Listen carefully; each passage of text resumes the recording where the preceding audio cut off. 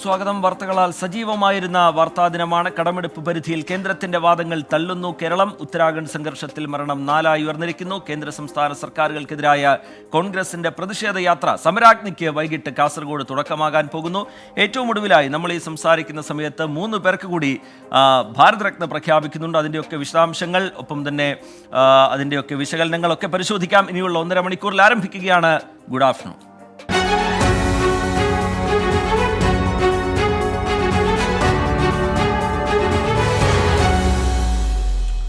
വിശദമായ റിപ്പോർട്ടുകളിലേക്ക് നമ്മൾ കടക്കാൻ പോകുന്നു. അതിനു മുമ്പ് യൂട്യൂബിലേക്ക് കമന്റ് ബോക്സിലേക്ക് ഒരിക്കൽ കൂടി പോയാൽ ആമിന എസ്, അതുപോലെ ജിജു ഡാനിയൽ, ജോബി PV, റിൻസി ഇമാനുവൽ, ലെനീഷ് ബാബു, അങ്ങനെ ഒരുപാട് പ്രേക്ഷകർ ഗുഡ് ആഫ്റ്റർനൂൺ പറയുന്നുണ്ട്. ശ്രീജ അനിൽ, ജോവിൻ ജോസഫ്, ഷൈനി ചിത്ര, ഗ്രേസി സെബാസ്റ്റ്യൻ, അങ്ങനെ ഒരുപാട് പ്രേക്ഷകർ ഗുഡ് ആഫ്റ്റർനൂൺ പറയുന്നുണ്ട്. പ്രേക്ഷകരുമായി സംവദിച്ച് ഈ മണിക്കൂറിലെ പ്രധാനപ്പെട്ട വാർത്തകൾ പരിശോധിച്ച് ഇനിയുള്ള 1.5 മണിക്കൂർ നമ്മൾ യാത്ര ചെയ്യും. ഈ മണിക്കൂറിലെ ഏറ്റവും പ്രധാനപ്പെട്ട വാർത്തയിലേക്കാണ് നമ്മൾ ആദ്യം കിടക്കുന്നത്. 3 പേർക്ക് കൂടി ഭാരതരത്ന. മുൻ പ്രധാനമന്ത്രിമാരായ ചൗധരി ചരൺ സിംഗിനും PV നരസിംഹറാവുവിനും ഡോക്ടർ MS സ്വാമിനാഥനും രാജ്യത്തിന്റെ പരമോന്നത ബഹുമതി ലഭിക്കുന്നു. പുരസ്കാരം എത്തുന്നത് മരണാനന്തര ബഹുമതിയായാണ്. ബൽറാം നെടുങ്ങാടി ഡൽഹിയിൽ നിന്ന് വിവരങ്ങളുമായി ചേരുന്നുണ്ട്. ബൽറാം, 3 പേർക്ക് കൂടി ഭാരതരത്ന, അതിൽ തന്നെ 2 പേർ മുൻ പ്രധാനമന്ത്രിമാർ. RLDയുടെ BJP സഹകരണത്തിന്റെ പശ്ചാത്തലം കൂടി നമുക്ക് മുമ്പിലുണ്ട്. ഒരു തെരഞ്ഞെടുപ്പ് വരാൻ പോകുന്ന പശ്ചാത്തലത്തിൽ കൂടി ഇതിനെ നമ്മൾ നോക്കിക്കാണണോ ബൽറാം? റിജിത്ത്, തീർച്ചയായും തിരഞ്ഞെടുപ്പ് വരുന്ന ഒരു പശ്ചാത്തലത്തിൽ തന്നെ വേണം ഈ ഒരു രാജ്യത്തെ പരമോന്നത പുരസ്കാരമായ ഭാരതരത്ന പുരസ്കാര പ്രഖ്യാപനത്തെ നോക്കിക്കാണാൻ. 3 പേർക്കാണ് ഭാരതരത്ന പുരസ്കാരം പ്രഖ്യാപിച്ചിരിക്കുന്നത്. 2 മുൻ പ്രധാനമന്ത്രിമാർ, മുൻ പ്രധാനമന്ത്രി ചൗധരി ചരൺ സിംഗ്, ഒപ്പം തന്നെ മുൻ പ്രധാനമന്ത്രി PV നരസിംഹറാവു എന്നിവർക്ക് പുരസ്കാരം പ്രഖ്യാപിച്ചിരിക്കുന്നു. മറ്റൊന്ന് ഹരിത വിപ്ലവത്തിന്റെ പിതാവ് ഡോക്ടർ MS സ്വാമിനാഥനാണ്. ഈ ആദ്യ പേർ ചൗധരി ചരൺ സിംഗിന്റെ പാരമ്പര്യമുള്ള അദ്ദേഹത്തിന്റെ ചെറുമകൻ ജയന്ത് ചൗധരിയുമായി BJP ചർച്ച നടത്തുകയും ഉത്തർപ്രദേശിൽ സഖ്യം രൂപീകരിക്കാൻ ധാരണയാകുകയും ചെയ്തതിന് തൊട്ടു പിന്നാലെയാണ് ചൗധരി ചരൺ സിംഗിന് ഭാരതരത്ന പുരസ്കാരം പ്രഖ്യാപിച്ചിരിക്കുന്നത്. ചൗധരി ഈ ഒരു ഉപാധി ജയന്ത് ചൗധരി മുന്നോട്ട് വച്ചിരുന്നു എന്നാണ് മനസ്സിലാക്കാൻ കഴിയുന്നത്. ഇതിന്റെ അടിസ്ഥാനത്തിൽ തന്നെയാണ് ഈ പ്രഖ്യാപനം ഉണ്ടായിരിക്കുന്നത്. ഒപ്പം തന്നെ MS സ്വാമിനാഥൻ ഭാരതരത്ന പുരസ്കാരം പ്രഖ്യാപിച്ചിരിക്കുന്നു. ഈ 2 പേരെയും പരമോന്നത സിവിലിയൻ പുരസ്കാരം പ്രഖ്യാപിക്കുമ്പോൾ കർഷകരുടെ രോഷം അത് കെടുത്താൻ തന്നെയാണ് ലക്ഷ്യം വെക്കുന്നത്. കർഷകരുടെ മിശിഹ എന്ന വിളിപ്പേരുള്ള ചരിത്രപരമായ കർഷക സമരങ്ങൾക്ക് നേതൃത്വം നൽകിയ നേതാവാണ് ചൗധരി ചരൺ സിംഗ്. ഉത്തർപ്രദേശിലെ, പ്രത്യേകിച്ചും പടിഞ്ഞാറൻ ഉത്തർപ്രദേശിലെ ജാട്ട് വിഭാഗങ്ങൾക്കിടയിൽ നിർണായക സ്വാധീനമുള്ള നേതാവാണ് അദ്ദേഹം.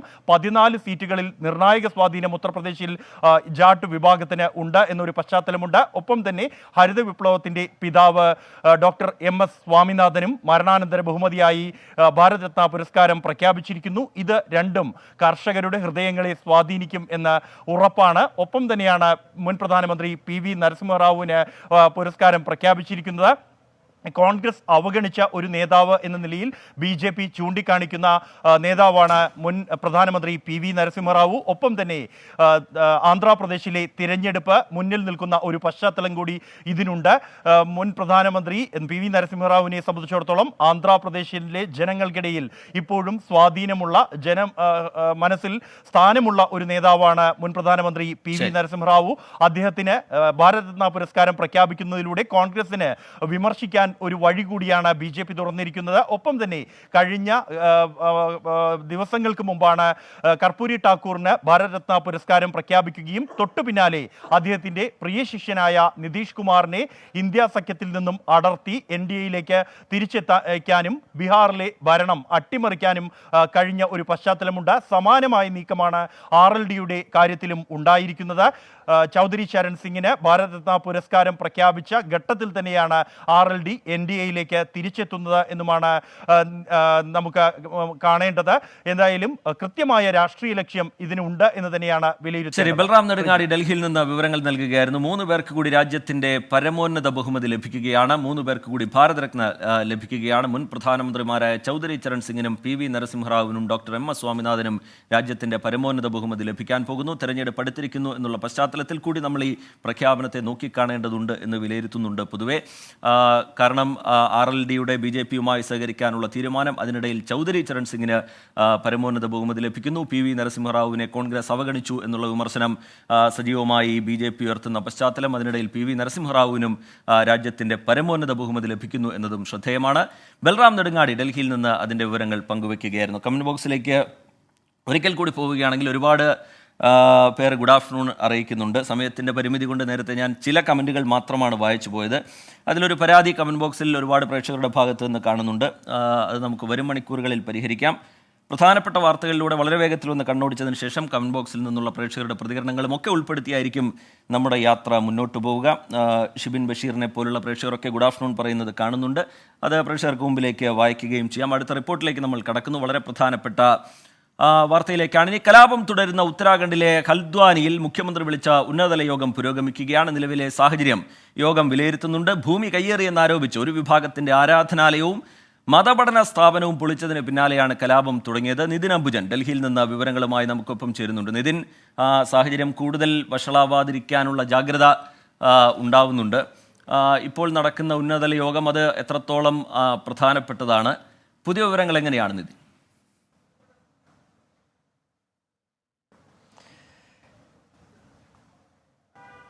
റീജിത്ത്, ഉന്നത യോഗം ഇപ്പോഴും പുരോഗമിക്കുകയാണ്. മുഖ്യമന്ത്രി പുഷ്കർ സിംഗ് ധാമിയുടെ നേതൃത്വത്തിലാണ് യോഗം പുരോഗമിക്കുന്നത്. ഇന്നലെ വൈകിട്ടാണ് സർക്കാർ ഭൂമി കയ്യേറിയെന്നാരോപിച്ച് ഒരു വിഭാഗത്തിന്റെ മതപഠനശാലയും അതോടൊപ്പം തന്നെ ആരാധനാലയവും പൊളിച്ചു നീക്കിയത്. ഇതിനു പിന്നാലെ തന്നെ വലിയ സംഘർഷം രൂപപ്പെട്ടു. തുടർന്ന് 4 പേർ കൊല്ലപ്പെടുകയും ഏതാണ്ട് 250-ലധികം പേർക്ക് പരിക്കേൽക്കുകയും ചെയ്തു. അതിൽ തന്നെ 100-ലധികം പേർ പോലീസാണ്. ഇപ്പോഴത്തെ സാഹചര്യത്തിൽ സ്ഥിതി നിയന്ത്രണ വിധേയമെന്നാണ് പോലീസ് വ്യക്തമാക്കുന്നത്. രാവിലെ മുഖ്യമന്ത്രി പുഷ്കർ സിംഗ് ധാമി മേഖലയിലെ സാഹചര്യം വിലയിരുത്തിയിരുന്നു. അതിനുശേഷമാണ് ഇപ്പോൾ ഉന്നത യോഗം ചേർന്നിരിക്കുന്നത്. ചീഫ് സെക്രട്ടറി ഉൾപ്പെടെയുള്ളവർ യോഗത്തിൽ പങ്കെടുക്കുന്നുണ്ട്. അതോടൊപ്പം തന്നെ ആവശ്യമെങ്കിൽ കൂടുതൽ പോലീസ് സേനയെ സ്ഥലത്ത് വിന്യസിക്കാനും തീരുമാനിച്ചിട്ടുണ്ട്. കൂടാതെ കേന്ദ്രസേനയുടെ സഹായവും ആവശ്യമെങ്കിൽ തേടുമെന്നാണ് മുഖ്യമന്ത്രി വ്യക്തമാക്കിയിരിക്കുന്നത്. കലാപകാരികളെ കണ്ടാൽ ഉടൻ വെടിവെക്കാനുള്ള നിർദ്ദേശം ഇതിന് നൽകിയിട്ടുണ്ട്. എന്തായാലും ഇന്ന് രാവിലെ ഒന്നും തന്നെ അത്തരമൊരു സംഭവങ്ങളൊന്നും തന്നെ റിപ്പോർട്ട് ചെയ്തിട്ടില്ല. നിലവിലിപ്പോൾ സമാധാനം പുനഃസ്ഥാപിക്കാൻ കഴിഞ്ഞുവെന്ന് മനസ്സിലാക്കുന്നു. എന്തായാലും അതുമായി ബന്ധപ്പെട്ട് കൂടുതൽ വിശദാംശങ്ങൾ ഇപ്പോൾ ഈ യോഗം കഴിയുന്നതിന് പിന്നാലെ തന്നെ പുറത്തുവരും. യോഗം ഇപ്പോഴും പുരോഗമിക്കുകയാണ്. എന്തായാലും ഹൈക്കോടതിയുടെ അന്തിമ വിധി വരുന്നതിന് മുൻപാണ് ഇത്തരമൊരു പൊളിക്കൽ നടപടി ഉണ്ടായതെന്നാണ് സ്ഥലത്തെ കൗൺസിലറുടെ വാദമുയർത്തിയിരിക്കുന്നത്. അത്തരത്തിലൊരു പ്രതിഷേധവും ഇപ്പോൾ അവിടെ രൂപപ്പെട്ടിട്ടുണ്ട്. അതേസമയം തന്നെ ഇപ്പോൾ നിരോധനാജ്ഞ പ്രഖ്യാപിച്ചു. മേഖലയിൽ സുരക്ഷ ശക്തമാക്കിയിട്ടുണ്ട്. സ്കൂളുകൾ അടച്ചിടാൻ നിർദ്ദേശം നൽകിയിട്ടുണ്ട്. വെള്ളിയാഴ്ച വരെ ഇന്നും നാളെയുമാണ് സ്കൂളുകൾ അടച്ചിടാൻ നിർദ്ദേശം നൽകിയിരിക്കുന്നത്. എന്തായാലും സ്ഥിതികൾ വിലയിരുത്തിയ ശേഷം മാത്രമേ കൂടുതൽ നടപടിയിലേക്ക് സർക്കാർ പോവുകയുള്ളൂ. അക്രമികൾക്കെതിരെ ശക്തമായ നടപടി സ്വീകരിക്കുമെന്നാണ് മുഖ്യമന്ത്രി ഇപ്പോൾ വ്യക്തമാക്കിയിരിക്കുന്നത്. എന്തായാലും യോഗം ഇപ്പോൾ പുരോഗമിക്കുകയാണ്. ശരി, നിതിൻ അംബുജൻ ഡൽഹിയിൽ നിന്ന് വിവരങ്ങൾ നൽകുകയായിരുന്നു. സാഹചര്യം കൂടുതൽ വഷളാവാതിരിക്കാനുള്ള ജാഗ്രത സർക്കാരിന്റെ ഭാഗത്തുനിന്നുണ്ടാവുന്നു. ഒപ്പം തന്നെ അക്രമികൾക്കെതിരെ ശക്തമായ നടപടി ഉണ്ടാകും എന്ന മുന്നറിയിപ്പ് മുഖ്യമന്ത്രി നൽകുകയും ചെയ്യുന്നുണ്ട്. കമന്റ് ബോക്സിൽ ഒരിക്കൽ കൂടി പോവുകയാണെങ്കിൽ ഭാരതരത്ന പ്രഖ്യാപനവുമായി ബന്ധപ്പെട്ട് ഒരുപാട് കമന്റുകൾ കാണാൻ കഴിയുന്നുണ്ട്. എല്ലാം ഇലക്ഷൻ മുന്നിൽ കണ്ടാണെന്ന് തസീർ അഹമ്മദിനെ പോലുള്ള പ്രേക്ഷകർ അഭിപ്രായമായി രേഖപ്പെടുത്തുന്നുണ്ട്. ശ്രീരാജ് കാലിക്കറ്റ് ഗുഡ് ആഫ്റ്റർനൂൺ പറയുന്നു. ബാലകൃഷ്ണൻ എന്ന് പറയുന്ന പ്രേക്ഷകൻ വിനീതയുടെ കേസ് എന്തായി എന്ന് ചോദിക്കുന്നു. നമ്മൾ നേരത്തെയും അതുമായി ബന്ധപ്പെട്ടുള്ള നിലപാട് പറഞ്ഞിട്ടുള്ളതാണ്. അത് കോടതിയുടെ പരിഗണനയിലുള്ളൊരു വിഷയമാണ്. ഇനി കോടതിയിൽ നിന്നൊരു തീരുമാനം അതുമായി ബന്ധപ്പെട്ടുണ്ടായതിനു ശേഷം നമുക്ക് ആ വിഷയത്തിൽ സംസാരിക്കാം എന്നാണ് തോന്നുന്നത്. ന്യൂസിലാൻഡിൽ നിന്ന് ഗുഡ് ആഫ്റ്റർനൂൺ പറയുന്നു പത്മ നായർ എന്ന് പറയുന്ന പ്രേക്ഷക. സോണി വർഗീസ് ഗുഡ് ആഫ്റ്റർനൂൺ പറയുന്നുണ്ട്. പവിത്രൻ പാതിരപ്പറ്റ പറയുന്നു പുറത്തിറങ്ങാൻ പറ്റാത്ത വിധം വലിയ ചൂടാണ് നാട്ടിൽ എന്നാണ് അദ്ദേഹം പറയുന്നത്. അങ്ങനെ ഒരുപാട് കമൻറ്റുകൾ കാണാൻ കഴിയുന്നുണ്ട്. അതിലേക്കൊക്കെ നമുക്ക് വരാം. അടുത്ത റിപ്പോർട്ടിലേക്ക് നമ്മൾ കടക്കുന്നു. കേരളം കടമെടുക്കുന്നത് കൊണ്ട് സമ്പദ് വ്യവസ്ഥ തകരുമെന്ന കേന്ദ്രവാദം ബാലിശമെന്ന് കേരളം. സാമ്പത്തിക പ്രതിസന്ധി വിഷയത്തിൽ കേന്ദ്രത്തിനെതിരെ സംസ്ഥാനം സുപ്രീം കോടതിയിൽ സത്യവാങ്മൂലം ഫയൽ ചെയ്തിരിക്കുന്നു. രാജ്യത്തെ മൊത്തം കടത്തിന്റെ 1.75% മാത്രമാണ് കേരളത്തിന്റെ കടം എന്നാണ് സത്യവാങ്മൂലത്തിൽ ഉള്ളത്. കേരളം കടമെടുക്കുന്ന വിഷയത്തിൽ അറ്റോർണി ജനറൽ സുപ്രീം കോടതിയിൽ വിശദമായ കുറിപ്പ് നൽകിയിരുന്നു. ഈ കുറിപ്പിൽ പറയുന്നത് വസ്തുതാപരമായ വിവരങ്ങൾ അല്ലെന്ന് സമർത്ഥിക്കുന്നതാണ് കേരളത്തിന്റെ സത്യവാങ്മൂലം. രാജ്യത്തെ മൊത്തം കടത്തിന്റെ 60% കേന്ദ്ര സർക്കാരിന്റേതാണ്. മറ്റു സംസ്ഥാനങ്ങളുടെ കടത്തിന്റെ തോത് നോക്കിയാലും കേരളം ഏറ്റവും ഭേദപ്പെട്ട നിലയിൽ തുടരുന്നു. രാജ്യത്തിനുള്ള മൊത്തം കടത്തിന്റെ 1.75% മാത്രമാണ് കേരളത്തിന്റെ കടം. കേന്ദ്രത്തിന്റെ ധനമാനേജ്മെന്റിനെയും സംസ്ഥാനം സത്യവാങ്മൂലത്തിൽ വിമർശിക്കുന്നു. സങ്കുചിത താൽപര്യങ്ങളുടെ അടിസ്ഥാനത്തിലാണ് കേന്ദ്രത്തിന്റെ ആരോപണം. അമർത്യ സെൻ ഉൾപ്പെടെയുള്ള വിദഗ്ധർ കേരള മോഡലിനെ പ്രകീർത്തിച്ചതാണെന്നും സംസ്ഥാനം സത്യവാങ്മൂലത്തിൽ വ്യക്തമാക്കിയിട്ടുണ്ട്. മറ്റു സംസ്ഥാനങ്ങളുമായി കേരളത്തിന്റെ സാഹചര്യം വിലയിരുത്തുന്നതിനെയും സത്യവാങ്മൂലം ചോദ്യം ചെയ്യുന്നു. കേരളം സമർപ്പിച്ച സത്യവാങ്മൂലം കേന്ദ്രത്തിന്റെ കുറിപ്പിനൊപ്പം പരിഗണിക്കും. ആർ രാധാകൃഷ്ണൻ, 24, ഡൽഹി. വിദേശ സർവകലാശാലകളുടെ ക്യാമ്പസ് സംസ്ഥാനത്ത് തുടങ്ങുമെന്ന ബജറ്റ് പ്രഖ്യാപനത്തിൽ വിവാദവും പരസ്യ പ്രസ്താവനയും വേണ്ട എന്ന് മുഖ്യമന്ത്രിയുടെ നിർദ്ദേശം. ഔദ്യോഗിക സ്ഥാനങ്ങളിലുള്ളവർ പരസ്യ പ്രസ്താവന നടത്തേണ്ട എന്നാണ് മുഖ്യമന്ത്രി നിർദ്ദേശം നൽകിയിരിക്കുന്നത്. ഉന്നത വിദ്യാഭ്യാസ വകുപ്പും മന്ത്രിയും അതൃപ്തി പരസ്യമാക്കിയ സാഹചര്യത്തിൽ കൂടിയാണ് മുഖ്യമന്ത്രിയുടെ ഭാഗത്തു നിന്നൊരു ഇടപെടൽ നിർദ്ദേശം ഇതുമായി ബന്ധപ്പെട്ട് വരുന്നത്. ഉന്നത വിദ്യാഭ്യാസ രംഗത്തെ വിദേശ നിക്ഷേപത്തിൽ മാറ്റങ്ങളാകാമെന്ന് വിദ്യാഭ്യാസ മന്ത്രി വി ശിവൻകുട്ടിയും ഇന്ന് പ്രതികരിച്ചു.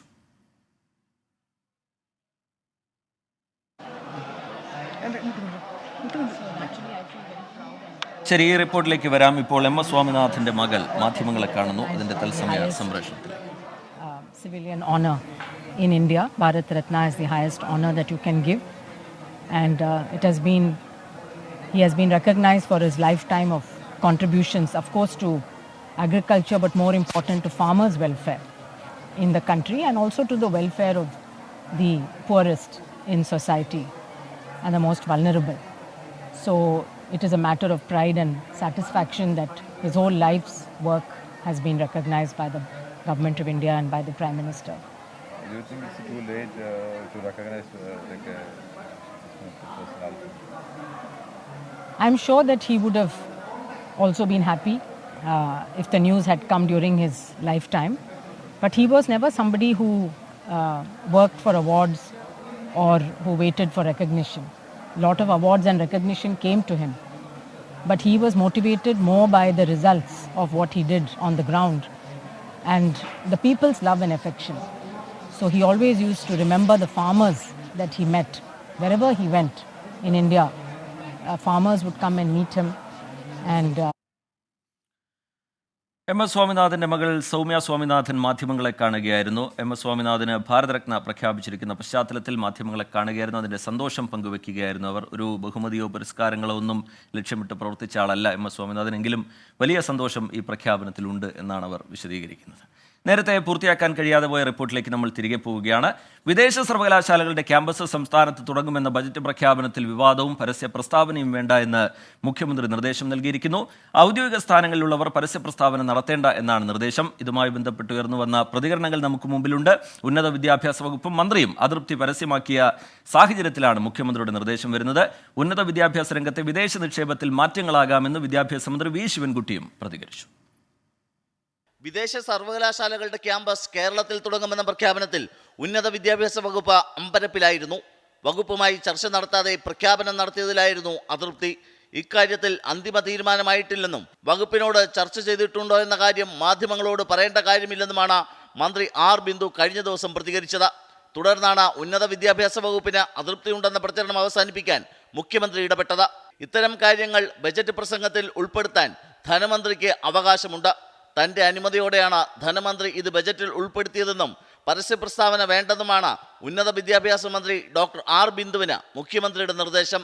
ഉന്നത വിദ്യാഭ്യാസ രംഗത്തെ വിദേശ നിക്ഷേപത്തിൽ വർത്തമാനകാല സാഹചര്യങ്ങൾക്കനുസരിച്ചുള്ള മാറ്റമാകാമെന്ന് വിദ്യാഭ്യാസ മന്ത്രി വി ശിവൻകുട്ടി.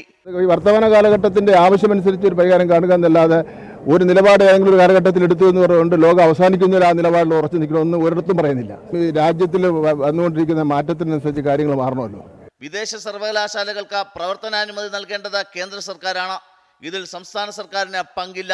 സർവകലാശാലകൾ വരുന്നത് സ്വകാര്യ നിക്ഷേപവും പുതിയ ക്യാമ്പസുകളും കേരളത്തിലെത്താൻ കാരണമാകുമെന്നാണ് ഭരണ നേതൃത്വത്തിന്റെ നിലപാട്. 24 തിരുവനന്തപുരം. കേന്ദ്ര സംസ്ഥാന സർക്കാരുകൾക്കെതിരായ കോൺഗ്രസിന്റെ പ്രതിഷേധ യാത്ര സമരാഗ്നിക്ക് ഇന്ന് കാസർഗോഡ് തുടക്കമാകാൻ പോകുന്നു. മുനിസിപ്പൽ സ്റ്റേഡിയത്തിൽ വൈകിട്ട് 4-ന് AICC general secretary KC Venugopal ഉദ്ഘാടനം ചെയ്യും. കേന്ദ്രവിരുദ്ധ സമരം നടത്താൻ പിണറായി സർക്കാരിന് യോഗ്യതയില്ല എന്ന് KPCC അധ്യക്ഷൻ K സുധാകരൻ 24-നോട് പറഞ്ഞു. കേന്ദ്രത്തിൽ മോദി ചെയ്യുന്നത് തന്നെയാണ് കേരളത്തിൽ പിണറായിയും ചെയ്യുന്നത് എന്നാണ് വിമർശനം. നരേന്ദ്രമോദിയുടെ ഗവൺമെന്റ് ഈ രാജ്യത്ത് നിലനിന്നാൽ ഈ രാജ്യം തകരും. ഐക്യത്തിന്റെ കോട്ട പൊളിയും. ഈ കോട്ട പൊളിക്കാനുള്ള തയ്യാറെടുപ്പിലാണ് നമ്മുടെ നരേന്ദ്രമോദിയും അതുപോലെ BJP ഗവൺമെന്റും. അവർക്കെതിരെ സമരം നടത്തിയവർ അതിന് അർഹതയുള്ളവരല്ല, അർഹതയില്ലാത്തവരാ. അവർ കേരളത്തിൽ ചെയ്തതും ഇത് തന്നെയാണ്. ജനമനസ്സുകളെയും ജനതാൽപര്യങ്ങളെയും അഭിലാഷങ്ങളെയും ചവിട്ടി മതിച്ചു കൊണ്ടുപോകുന്ന ഇടതുപക്ഷ ഗവൺമെന്റാണ് കേരളത്തിൽ. മാസപ്പടി കേസിൽ മുഖ്യമന്ത്രിയെ കേന്ദ്ര ഏജൻസി ചോദ്യം ചെയ്യണമെന്ന് പ്രതിപക്ഷ നേതാവ് വി ഡി സതീശൻ ആവശ്യപ്പെട്ടു. കേസിൽ മുഖ്യമന്ത്രി കൂടി പ്രതിയാകും. കേന്ദ്ര ഏജൻസി നടപടിയെടുത്തില്ലെങ്കിൽ നിയമ നടപടി സ്വീകരിക്കുമെന്നും വി ഡി സതീശൻ വ്യക്തമാക്കി. അദ്ദേഹത്തിന്റെ വാക്കുകളിലേക്ക്. കറപ്ഷൻ ആക്റ്റും പ്രിവെൻഷൻ ഓഫ് മണി ലോണ്ടറിങ് ആക്റ്റും ഈ രണ്ട് നിയമവും ഇതിൻ്റെ അകത്തുണ്ട്. ഈ രണ്ട് നിയമവും അതിൽ മുഖ്യമന്ത്രി കൂടി പ്രതിയാവും. കാരണം സ്റ്റാറ്റ്യൂട്ടറി അതോറിറ്റി പറഞ്ഞിരിക്കുന്നത് പ്രധാനപ്പെട്ട സ്ഥാനത്തിരിക്കുന്ന ആളുടെ ബന്ധുവാണ് ഇയാൾ. അതുകൊണ്ടാണ് ഈ പൈസയുടെ ട്രാൻസാക്ഷൻ നടന്നിരിക്കുന്നതെന്ന്. പ്രധാനപ്പെട്ട സ്ഥാനത്ത് ആരായിരിക്കുന്നത് മുഖ്യമന്ത്രിയാണ് ഇരിക്കുന്നത്. അപ്പോൾ മുഖ്യമന്ത്രി പ്രതിയാവും. യഥാർത്ഥത്തിൽ മുഖ്യമന്ത്രിയെ ചോദ്യം ചെയ്യണം.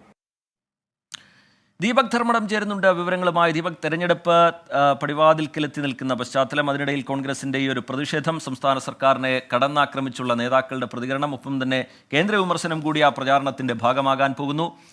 വിവരങ്ങൾ എന്താണ്? പരിപാടിയുടെ ഒരുക്കങ്ങൾ അന്തിമഘട്ടത്തിലാണെന്ന് മനസ്സിലാക്കുന്നു. വിവരങ്ങൾ എന്താണ് ദീപക് ധർമ്മടം?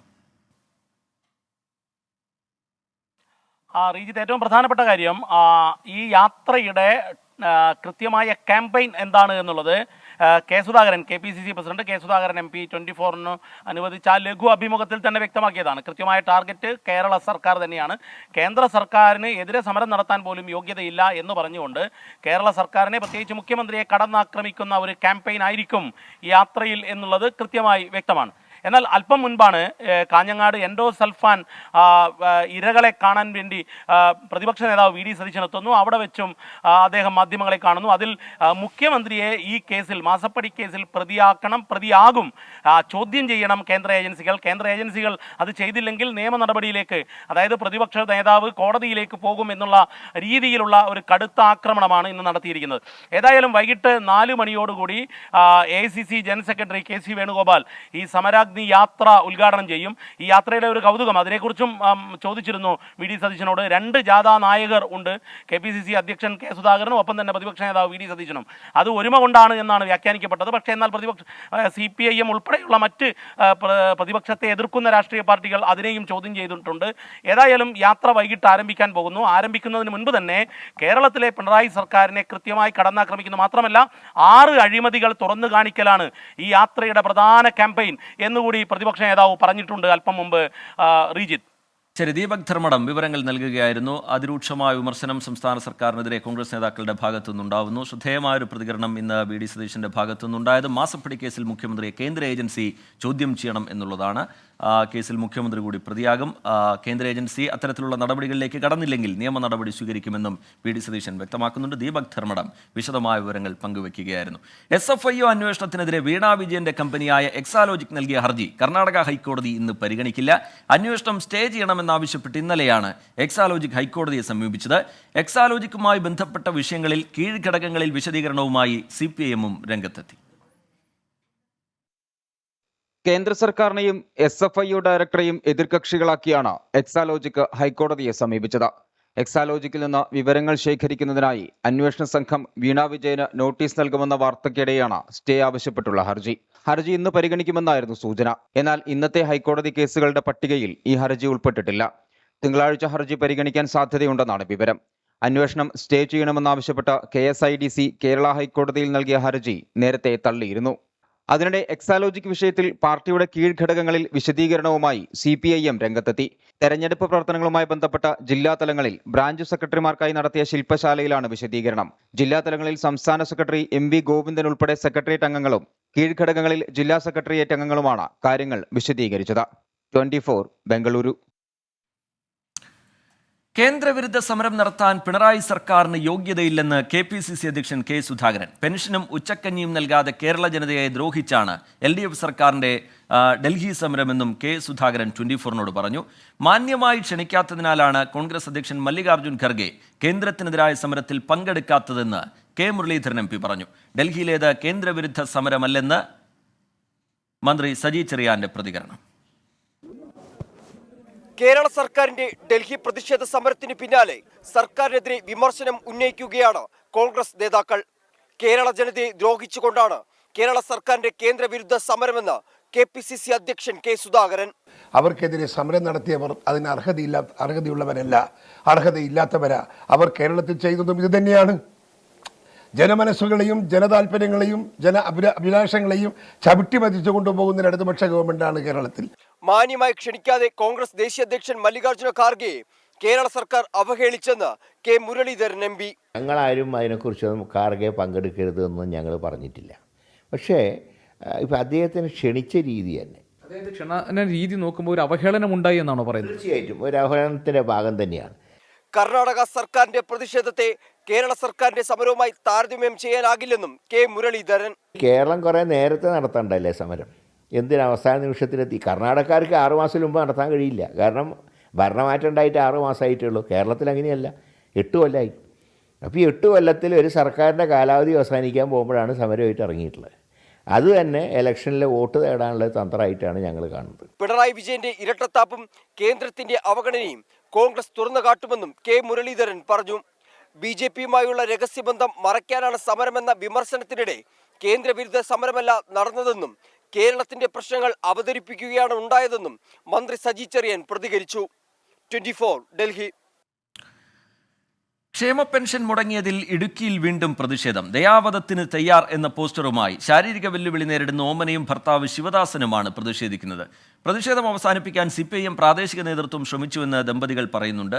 യൂത്ത് കോൺഗ്രസും BJPയും ദമ്പതികൾക്ക് സഹായവുമായി രംഗത്തെത്തുന്നതും നമ്മൾ കണ്ടു. പെൻഷനു വേണ്ടി കുത്തിയിരുന്ന് സമരം ചെയ്താലും നൽകാൻ പണമില്ല എന്നായിരുന്നു മന്ത്രി സജി ചെറിയാന്റെ പ്രതികരണം.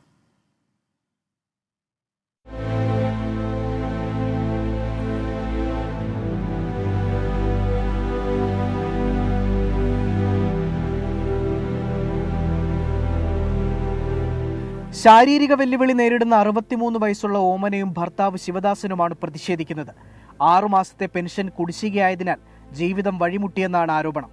വർഷങ്ങൾക്ക് മുമ്പ് പഞ്ചായത്ത് നൽകിയ പെട്ടിക്കടയിലാണ് ഇരുവരുടെയും താമസം. ഈ കടയിലാണ് ദയാവധം ആവശ്യപ്പെട്ട് പോസ്റ്റർ പതിച്ചത്.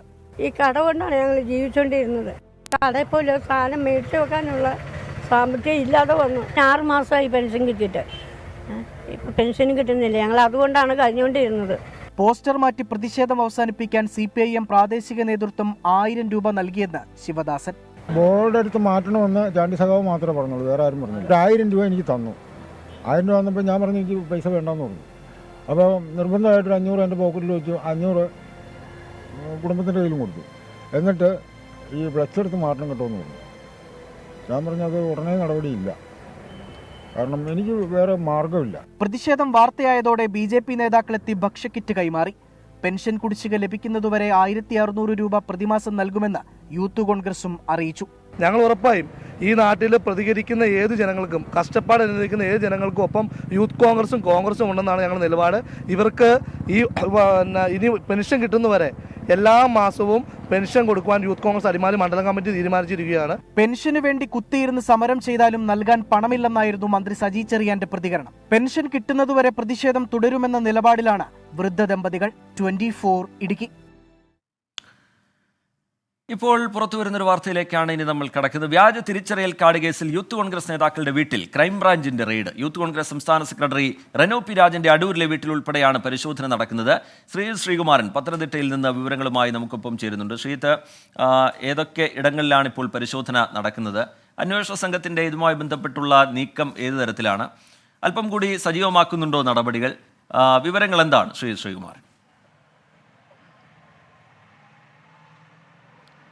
തീർച്ചയായും ടി കെ, ഇക്കാര്യത്തിൽ യൂത്ത് കോൺഗ്രസിന്റെ വ്യാജ തിരിച്ചറിയൽ കാർഡ് കേസുമായി ബന്ധപ്പെട്ട് അതിൻ്റെ ഒരു ഉറവിടം പത്തനംതിട്ടയിലെ അടൂർ, അതായത് രാഹുൽ മാങ്കൂട്ടത്തിന്റെ സ്വന്തം ജന്മനാട് തന്നെയാണ് എന്ന കൃത്യമായ നിഗമനത്തിന്റെ അടിസ്ഥാനത്തിൽ തന്നെയാണ് ഈ പ്രദേശങ്ങളിലൊക്കെ പരിശോധന നടത്തുന്നത്. ഇതിനു മുൻപും ഇവിടുത്തെ ചില പ്രാദേശിക നേതാക്കളുടെയും അതുപോലെ തന്നെ യൂത്ത് കോൺഗ്രസ് നേതാക്കളുടെയും ഒക്കെ വീടുകളിലും അവർ കേന്ദ്രീകരിച്ചിട്ടുണ്ടായിരുന്ന സ്ഥലങ്ങളിലുമൊക്കെ തന്നെ ഈ ക്രൈംബ്രാഞ്ച് സംഘം പരിശോധന നടത്തിയിരുന്നു. ഇന്നിപ്പോൾ അല്പസമയം മുൻപാണ് യൂത്ത് കോൺഗ്രസിന്റെ സംസ്ഥാന സെക്രട്ടറിയും രാഹുൽ മാങ്കൂട്ടത്തിന്റെ ഏറ്റവും അടുത്ത അനുയായിയായി വിലയിരുത്തപ്പെടുന്ന റെനോ പി രാജന്റെ വീട്ടിലേക്ക് ഒരു പരിശോധനയുമായി എത്തിയത്.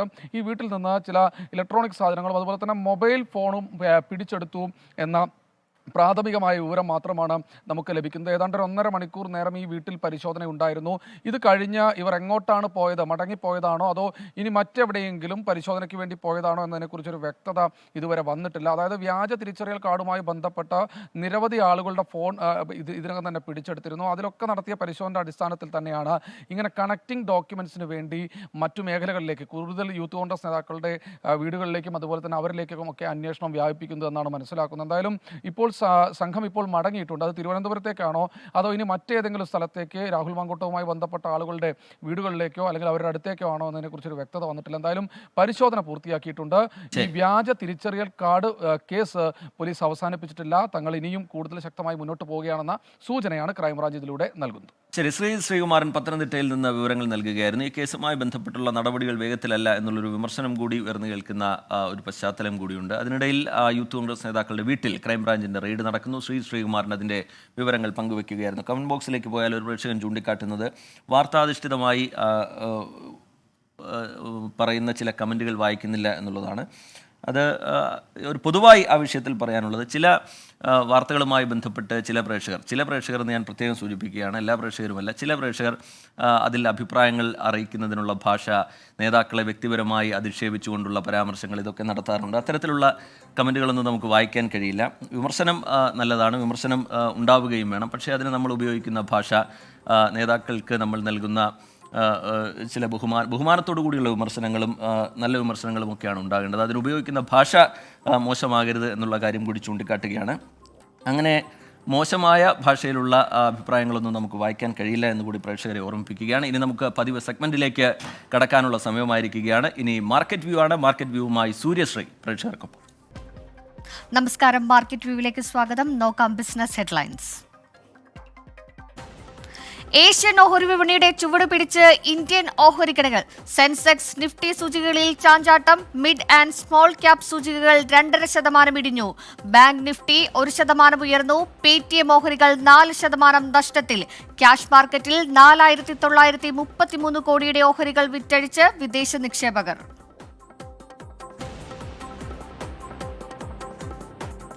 നികുതി വെട്ടിപ്പ് നടത്തിയ ഇൻഷുറൻസ് കമ്പനികൾക്കെതിരെ നടപടിയുമായി ആദായ നികുതി വകുപ്പ്. അടുത്ത മാസം അവസാനത്തോടെ കമ്പനികളിലേക്ക് 25,000 കോടി രൂപയുടെ നികുതി നോട്ടീസ് അയക്കാൻ സാധ്യത. ഇൻഷുറൻസ് കമ്പനികൾ നൽകിയ അധിക കമ്മീഷനെ കുറിച്ചും അന്വേഷണം. ഓഹരി വിൽപ്പനയിൽ ഹോങ്കോങ്ങിനെ മറികടന്ന ഇന്ത്യൻ ഓഹരി വിപണി. പ്രതിദിന ട്രേഡിംഗ് മൂല്യം $16.5 ബില്യൺ ഉയർന്നു. ആഗോള നിക്ഷേപം ആകർഷിക്കുന്നതിൽ ശ്രദ്ധ കേന്ദ്രീകരിച്ച് ഇന്ത്യ.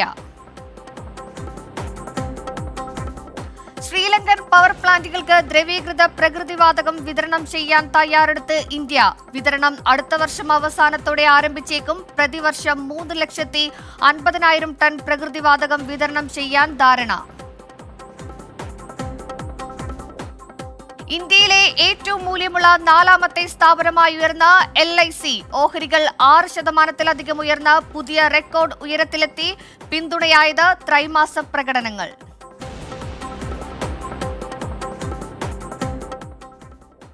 ഇനി മാർക്കറ്റ് അനാലിസിസിലേക്കാണ്. ഇന്ത്യൻ ഓഹരി മാർക്കറ്റിനെ സംബന്ധിച്ച് ഇന്ന് വലിയ രീതിയിൽ ഒരു ചാഞ്ചാട്ടം, ഒരു അസ്ഥിരതയൊക്കെ തന്നെ പ്രകടമായ ദിവസമാണ് ഇന്ന്. രാവിലെ മുതൽ തന്നെ ഒരു ബിയറിഷ് ആൻഡ് ബുള്ളിഷ് ഒരു കോമ്പറ്റീഷൻ നമുക്ക് മാർക്കറ്റിൽ കാണാൻ സാധിച്ചു. നിലവിൽ നിഫ്റ്റിയിൽ വ്യാപാരം നടക്കുന്നത് ഒരു പോസിറ്റീവ് മോഡിലാണ്.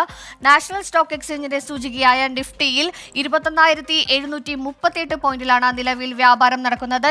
20 പോയിന്റ് ഉയർന്ന് 21,738 പോയിന്റിലേക്കാണ് നിഫ്റ്റി 50 എത്തിയിരിക്കുന്നത്. പക്ഷേ Nifty small cap, Nifty mid cap ഓഹരികളിലൊക്കെ തന്നെയും ഒരു 2.5%-ലധികം ഇടിവ് രേഖപ്പെടുത്തിയിരുന്നു. നിഫ്റ്റി മിഡ് ക്യാപ്പ് 10,667 പോയിന്റിലാണ് വ്യാപാരം നടക്കുന്നത്. ഏകദേശം 178 പോയിന്റുകൾ ഇടിഞ്ഞാണ് മിഡ് ക്യാപ് സൂചികകളിൽ വ്യാപാരം നടക്കുന്നത്.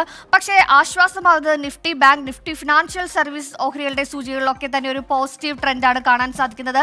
നമ്മൾ ഇന്നലെ കണ്ടതാണ്, വളരെ രീതിയിൽ ഒരു വിൽപ്പന സമ്മർദ്ദം നേടിയിരുന്നു ഇന്നലെ ബാങ്ക് ഓഹരികൾ ഓഹരികളിലൊക്കെ തന്നെ. പക്ഷെ അതിൽ നിന്നെല്ലാം തിരിച്ചു കയറുകയാണ് ബാങ്ക് സൂചികകൾ. നിഫ്റ്റി ബാങ്ക് 45,366 പോയിന്റിലാണ് വ്യാപാരം നടക്കുന്നത്. അതായത് 354 പോയിന്റുകൾ ഉണർവിൽ 45,366 നിഫ്റ്റി ബാങ്ക്. നിലവിൽ yes bank, ICICI, HDFC, SBI ബാങ്കുകളുടെ ഓഹരികളൊക്കെ തന്നെ വലിയ രീതിയിലൊരു വളർച്ചയിലാണ് ഇപ്പോൾ വ്യാപാരം നടക്കുന്നത്. ഇനി നിഫ്റ്റി ഫിനാൻഷ്യൽ സർവീസസിലേക്ക് വരികയാണെങ്കിലും 20,122 പോയിന്റ്, അതായത് 58 പോയിന്റ് ഉയർന്ന് 20,122 പോയിന്റിലാണ് നിഫ്റ്റി ഫിനാൻഷ്യൽ സർവീസസിൽ വ്യാപാരം നടക്കുന്നത്. LIC ഓഹരികളിലൊക്കെ ഒരു ഉണർവ് ഇതിൽ ഫിനാൻഷ്യൽ സർവീസസിന്റെ ഓഹരിയിൽ നമുക്ക് പ്രതിഫലിക്കാൻ സാധിക്കും. ഇനി ബോംബെ സ്റ്റോക്ക് എക്സ്ചേഞ്ചിന്റെ സൂചികയായ സെൻസെക്സിലേക്ക് വരികയാണെങ്കിൽ അവിടെയും ഒരു പോസിറ്റീവ് നോട്ട് നമുക്ക് കാണാൻ സാധിക്കും. 21 പോയിന്റ് ഉണർവിൽ 71,450 നിലവിൽ വ്യാപാരം നടക്കുന്നത്. പക്ഷേ അതേസമയം തന്നെ വിദേശ നിക്ഷേപകരുടെ വലിയ രീതിയിലുള്ള ഒരു ഓഹരി വിറ്റഴിക്കലൊക്കെ തന്നെ വിപണിയെ ബാധിച്ചിട്ടുണ്ടോ എന്ന് നമുക്ക് അറിയേണ്ടിയിരിക്കുന്നു. നമുക്ക് മാർക്കറ്റ് വ്യൂവിൽ ഒരു അതിഥിയാണ്. DPFSന്റെ എക്സിക്യൂട്ടീവ് ഡയറക്ടറായ പോൾ തോമസ് ആണ് അതിഥിയായി ചേരുന്നത്. Good afternoon Shri Paul Thomas. Market ഒരു തിരിച്ചുവരവിലേക്ക് അല്ലെങ്കിൽ ഒരു ചാഞ്ചാട്ടത്തിലേക്ക് എത്തുകയാണ്. എന്തൊക്കെ ഫാക്ടർ ആയിരിക്കാം ഇതിന് കാരണമായിരിക്കുന്നത്? Good afternoon. ഞാൻ ഇന്ന് കാലത്ത് പറഞ്ഞതുപോലെ തന്നെ മാർക്കറ്റ് ഏകദേശം ഫ്ലാറ്റ് ആയിട്ട് ഇന്ന് ഓപ്പൺ ചെയ്തതിന് ശേഷം മാർക്കറ്റ് ഒരു റേഞ്ചിനുള്ളിൽ നിഫ്റ്റിയെ സംബന്ധിച്ചോളം ഏകദേശം 150 പോയിന്റിന്റെ റേഞ്ച്, അതായത് താഴോട്ട് 21,630 വരെ വന്നു, മേലോട്ട് 21,780 വരെ പോയി. ഇതിൻ്റെ ഇടയിലാണ് ഇപ്പോൾ മാർക്കറ്റ് നിൽക്കുന്നത്. മാർക്കറ്റ് ഈ ഒരു റേഞ്ച് ബൗണ്ട് ആയിട്ട് നിൽക്കാനുള്ള സാധ്യതയാണ് ഇന്ന് കാണുന്നത്. മാർക്കറ്റ് നെഗറ്റീവാണ് എന്ന് പറയാറായിട്ടില്ല. കാരണം ഇന്നലെ ക്രെഡിറ്റ് പോളിസിയുടെ ഒരു നിരാശ മാർക്കറ്റിൽ വന്നിരുന്നു. അതിൻ്റെ ഒരു സെല്ലിങ് നമ്മൾ ഇന്നലെ കണ്ടു. എന്നാൽ അത് ഇന്നലത്തോടു കൂടി അത് മാറി എന്ന് വേണം മനസ്സിലാക്കാൻ. ഇന്ന് മാർക്കറ്റ് പോസിറ്റീവായിട്ടാണ് ഇപ്പോഴും മാർക്കറ്റ് നിൽക്കുന്നത്. മാർക്കറ്റ് ഇന്ന് ക്ലോസ് ചെയ്യുമ്പോഴത്തേക്കും എനിക്ക് തോന്നുന്നത് കുറച്ചും കൂടി മുകളിലേക്ക് കയറുവാനുള്ള സാധ്യതകൾ മാർക്കറ്റിലുണ്ട്. പിന്നെ FIIs ഒരു ഭാഗത്ത് സെല്ല് ചെയ്യുന്നുണ്ടെങ്കിലും ഇന്നലെ 5,500 കോടിയോളം ഡൊമസ്റ്റിക് ഇൻസ്റ്റിറ്റ്യൂഷൻസ് വാങ്ങിച്ചിരുന്നു. അതുകൊണ്ട് FIIസിൻ്റെ സെല്ലിങ് കാര്യമായിട്ടുള്ള പ്രശ്നങ്ങളൊന്നും തന്നെ ഇന്ത്യൻ മാർക്കറ്റിൽ ഈ സമയങ്ങളിലൊന്നും തന്നെ ഇല്ല. നന്ദി ശ്രീ പോൾ തോമസ് ആണ് മാർക്കറ്റ് വ്യൂവിൽ അതിഥിയായി എത്തിയത്. മാർക്കറ്റ് വലിയൊരു രീതിയിൽ ഒരു ചാഞ്ചാട്ടത്തിലേക്കാണ്. പക്ഷേ ക്ലോസിംഗ് ബെല്ലിന്റെ സമയമാകുമ്പോഴത്തേക്കും ഒരു പോസിറ്റീവ് ട്രെൻഡിലേക്ക് മാറുമെന്നാണ് വിദഗ്ധർ നിരീക്ഷിക്കുന്നത്. ഇനി ഇടവേളയാണ്. ഇടവേളയ്ക്ക് ശേഷം ഗുഡ് ആഫ്റ്റർനൂണുമായി TK റിജിത്ത് തുടരും.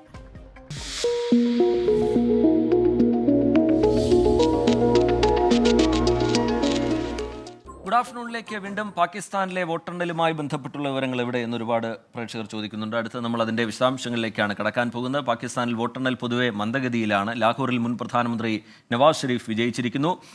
യസ്മീൻ റഷീദിനെ 55,000 വോട്ടുകൾക്കാണ് അദ്ദേഹം തോൽപ്പിച്ചിരിക്കുന്നത്. എന്നാൽ മൻഷേരയിൽ നവാസ് ഷെരീഫിന് വിജയിക്കാൻ കഴിഞ്ഞില്ല. നിലവിൽ നവാസ് ഷെരീഫിൻ്റെ PMLN 17 സീറ്റുകളിലാണ് വിജയിച്ചിരിക്കുന്നത്. PTI സ്വതന്ത്രർ 18 സീറ്റുകളിൽ വിജയിച്ചിരിക്കുന്നു. PPPക്ക് 15 സീറ്റുകൾ ലഭിച്ചിരിക്കുന്നു.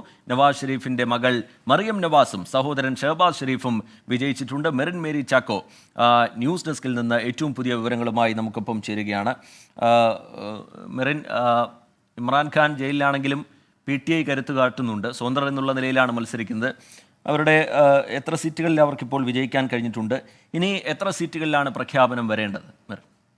റിജിത്ത്, പാകിസ്ഥാനിൽ വോട്ടെണ്ണൽ ഇപ്പോൾ പുരോഗമിക്കുകയാണ്. നിലവിൽ 67 ഇടങ്ങളിലെ തെരഞ്ഞെടുപ്പ് ഫലമാണ് ഇപ്പോൾ പുറത്തു വന്നിരിക്കുന്നത്. ഈ ഒരു സാഹചര്യത്തിൽ ഇപ്പോൾ നിലവിൽ 23 സീറ്റുകളിലാണ് ഇപ്പോൾ PTI വിജയിച്ചിരിക്കുന്നത്. വ്യക്തമായി നേരത്തെ റിജിത്ത് സൂചിപ്പിച്ച പോലെ തന്നെ ഇമ്രാൻഖാൻ ജയിലിലാണ്. പാകിസ്ഥാനിലെ ഏറ്റവും സ്വാധീനമുള്ള ഒരു ജനപിന്തുണയുള്ള ഒരു വ്യക്തി കൂടെയാണ്. എന്നാൽ അദ്ദേഹത്തിന് മത്സരിക്കാനായിരുന്നില്ല. മാത്രവുമല്ല തെരഞ്ഞെടുപ്പ് ചിഹ്നമായിട്ടുള്ള ക്രിക്കറ്റ് ബാറ്റോ അതേപോലെ തന്നെ തെഹ്രീക്കെ ഇൻസാഫ് പാർട്ടിക്കും മത്സരിക്കാനായില്ല. അതുകൊണ്ട് തന്നെ സ്വതന്ത്രരായി തന്നെയാണ് ഇവർ തെരഞ്ഞെടുപ്പിൽ മത്സരിച്ചിരുന്നത്. ഇപ്പോൾ വ്യക്തമായിട്ടുള്ള ഇഞ്ചോടിഞ്ച് പോരാട്ടം തന്നെയാണ് നടക്കുന്നത്. പ്രധാനമായും നവാസ് ഷെരീഫും അതുപോലെ തന്നെ ഇമ്രാൻഖാന്റെ പാർട്ടിയും തമ്മിലാണ് പ്രധാന പോരാട്ടം.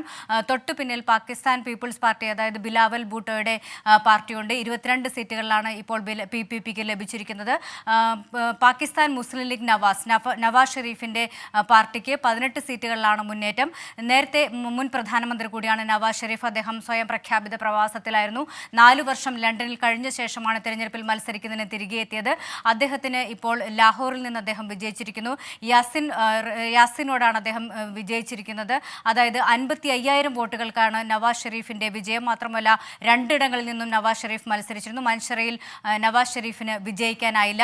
തൊട്ടു പിന്നാലെ ഇപ്പോൾ തെരഞ്ഞെടുപ്പ് വോട്ടെണ്ണൽ നടക്കുന്നത് വളരെ മന്ദഗതിയിലാണ്. കാരണം അവിടെ ഇന്റർനെറ്റിനും അതുപോലെ തന്നെ മൊബൈൽ സേവനങ്ങളും റദ്ദാക്കിയിരുന്നു. ഈ ഒരു സാഹചര്യത്തിൽ തന്നെ ഈ ഒരു മുൻപെങ്ങുമില്ലാത്ത വിധമുള്ളൊരു കാലതാമസമാണ് നേരിടുന്നത്. ഇതൊരു തെരഞ്ഞെടുപ്പിനുള്ള അട്ടിമറിക്കുന്നതിനുള്ളൊരു നീക്കമാണെന്നും ആരോപണമുണ്ട്. ഇമ്രാൻഖാൻ തന്നെ നേരിട്ട് അനുയായികളോട് പറഞ്ഞു, തെരഞ്ഞെടുപ്പ് വോട്ടെണ്ണൽ കേന്ദ്രങ്ങളിൽ നേരിട്ട് അനുയായികൾ ഒരു മേൽനോട്ടം നടത്തണമെന്ന് അദ്ദേഹം തന്നെ ആഹ്വാനം ചെയ്തിരിക്കുന്നു. കേവല ഭൂരിപക്ഷം 134 സീറ്റുകളാണ് കേവല ഭൂരിപക്ഷത്തിന് വേണ്ടത്. ഇനി 198 സ്ഥലങ്ങളിലെ ഫലമാണ് അറിയാനിരിക്കുന്നത്. വരും മണിക്കൂറിൽ വളരെ മന്ദഗതിയിൽ തന്നെ ഈ ഒരു വോട്ടെണ്ണൽ നടക്കുകയാണ്. അതേസമയം ഇമ്രാൻഖാന് വ്യക്തമായ ഒരു മുൻതൂക്കം തന്നെ ഉണ്ട്. ചില ഘട്ടത്തിൽ അദ്ദേഹം തന്നെ അനുയായികൾക്ക് അല്ലെങ്കിൽ ജനങ്ങൾക്ക് നന്ദി പറഞ്ഞു എക്സിലൂടെ സന്ദേശം വന്നിരിക്കുന്നു. അതായത് ഇത്രയും വിപുലമായ രീതിയിൽ വോട്ട് രേഖപ്പെടുത്തിയ ബാലറ്റാണ് ഏറ്റവും വലിയ ആയുധം. ബാലറ്റിലൂടെ ജനം തിരിച്ചടിക്കും. ഇതുകൊണ്ട് ഏറ്റവും നല്ല രീതിയിൽ വോട്ട് ചെയ്ത ജനങ്ങൾക്ക് നന്ദി പറയുന്നുവെന്ന് ഇമ്രാൻഖാൻ എക്സിൽ കുറിച്ചു. മാത്രവുമല്ല, ഒരാളുടെ സമയം അടുക്കുകയാണെങ്കിൽ സമയമാണെങ്കിൽ വേറൊരു ശക്തിക്കും, ഒരു സൈന്യ ശക്തിക്കോ അല്ലെങ്കിൽ മറ്റൊരു ശക്തിക്കോ അതിനെ തടയാനാകില്ലെന്നും ഇമ്രാൻഖാൻ എക്സിലൂടെ പറഞ്ഞിരിക്കുകയാണ്. നവാസ് ഷെരീഫിന്റെ പാർട്ടിയായിട്ടുള്ള മകൾ മറിയം നവാസും അതുപോലെ തന്നെ സഹോദരൻ മുൻ പ്രധാനമന്ത്രി കൂടിയായിട്ടുള്ള ഷഹബാസ് ഷെരീഫും ഇപ്പോൾ തിരഞ്ഞെടുപ്പിൽ വിജയിച്ചു. എന്തായാലും ഇപ്പോൾ വോട്ടെണ്ണൽ പുരോഗമിക്കുകയാണ്. ഒടുവിൽ വിവരം ലഭിക്കുമ്പോൾ പാകിസ്ഥാൻ തെഹ്രീക്കെ ഇൻസാഫ് 23 സീറ്റുകളിൽ വിജയിച്ചിരിക്കുകയാണ്. 198 സീറ്റുകളിലേക്കുള്ള തെരഞ്ഞെടുപ്പ് ഫലമാണ് ഇനി അറിയാനുള്ളത്. റിജിത്ത്. ശരി, മെറിൻ മേരി ചാക്കോ ന്യൂസ് ഡെസ്കിൽ നിന്ന് വിവരങ്ങൾ നൽകുകയായിരുന്നു. പാകിസ്ഥാനിൽ ഇനി 198 സീറ്റുകളിലെ ഫലം കൂടിയാണ് അറിയാനുള്ളത്. ഇപ്പോൾ 67 സീറ്റുകളിലെ ഫലമാണ് പ്രഖ്യാപിച്ചിരിക്കുന്നത്. അതിൽ PTI 23 സീറ്റുകളിൽ വിജയിച്ചിരിക്കുന്നു. ഒപ്പം തന്നെ PMLN 18 സീറ്റുകളിൽ, PPP 22 സീറ്റുകളിൽ വിജയിച്ചിരിക്കുന്നു എന്നുള്ളതാണ് ഏറ്റവും ഒടുവിലായി പുറത്തുവരുന്ന തെരഞ്ഞെടുപ്പ് ഫലം. അടുത്ത റിപ്പോർട്ടിലേക്ക് പോയാൽ, ക്ഷേമ പെൻഷൻ മുടങ്ങിയതിൽ ഇടുക്കിയിൽ ദയാവധത്തിന് തയ്യാർ എന്ന പോസ്റ്ററുമായി സമരം ചെയ്ത വൃദ്ധ ദമ്പതികൾ സമരം അവസാനിപ്പിച്ചിരിക്കുന്നു എന്ന വാർത്ത പുറത്തുവരുന്നു. അടിമാലി ഏരിയ സെക്രട്ടറിയുടെ നേതൃത്വത്തിലുള്ള സംഘം നടത്തിയ ചർച്ചയെ തുടർന്നാണ് തീരുമാനം. പെൻഷൻ ലഭിക്കാനുള്ള നടപടി സ്വീകരിക്കുമെന്ന് CPIM നേതാക്കൾ ഉറപ്പു നൽകിയതോടെ ദമ്പതികൾ പോസ്റ്റർ അഴിച്ചുമാറ്റി. രാഹുൽ വിജയൻ വിവരങ്ങളുമായി നമുക്കൊപ്പം ചേരുകയാണ്. രാഹുൽ, CPIM നേതാക്കൾ നടത്തിയ അനുനയ നീക്കം ഫലം കണ്ടു എന്ന് നമുക്ക് ഈ ഘട്ടത്തിൽ പറയാമെന്ന് തോന്നുന്നു. എന്തൊക്കെയാണ് നൽകിയിരിക്കുന്ന ഉറപ്പുകൾ? ദമ്പതികൾ ഇതിനോട് പ്രതികരിച്ചത് എങ്ങനെയാണ്?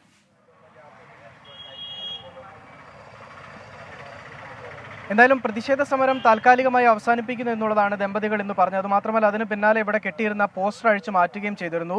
ദയാവധത്തിന് തയ്യാർ എന്നുള്ള മുദ്രാവാക്യം എഴുതിക്കൊണ്ടായിരുന്നു ഈ പോസ്റ്റർ ഇവിടെ ഈ കടയ്ക്ക് മുന്നിൽ, ഇവർ താമസിക്കുന്ന പെട്ടിക്കടയ്ക്ക് മുന്നിൽ പതിക്കുകയും ചെയ്തിരുന്നത്. അതെന്തായാലും അഴിച്ചു മാറ്റിയിട്ടുണ്ട്. CPIMന്റെ area secretary, Adimali area secretary Chandy P. Alexander ഉൾപ്പെടെയുള്ള നേതാക്കൾ ഇവിടെ എത്തി ഈ രണ്ടുപേരോട്, ഈ വൃദ്ധ ദമ്പതികളോട് സംസാരിച്ചു.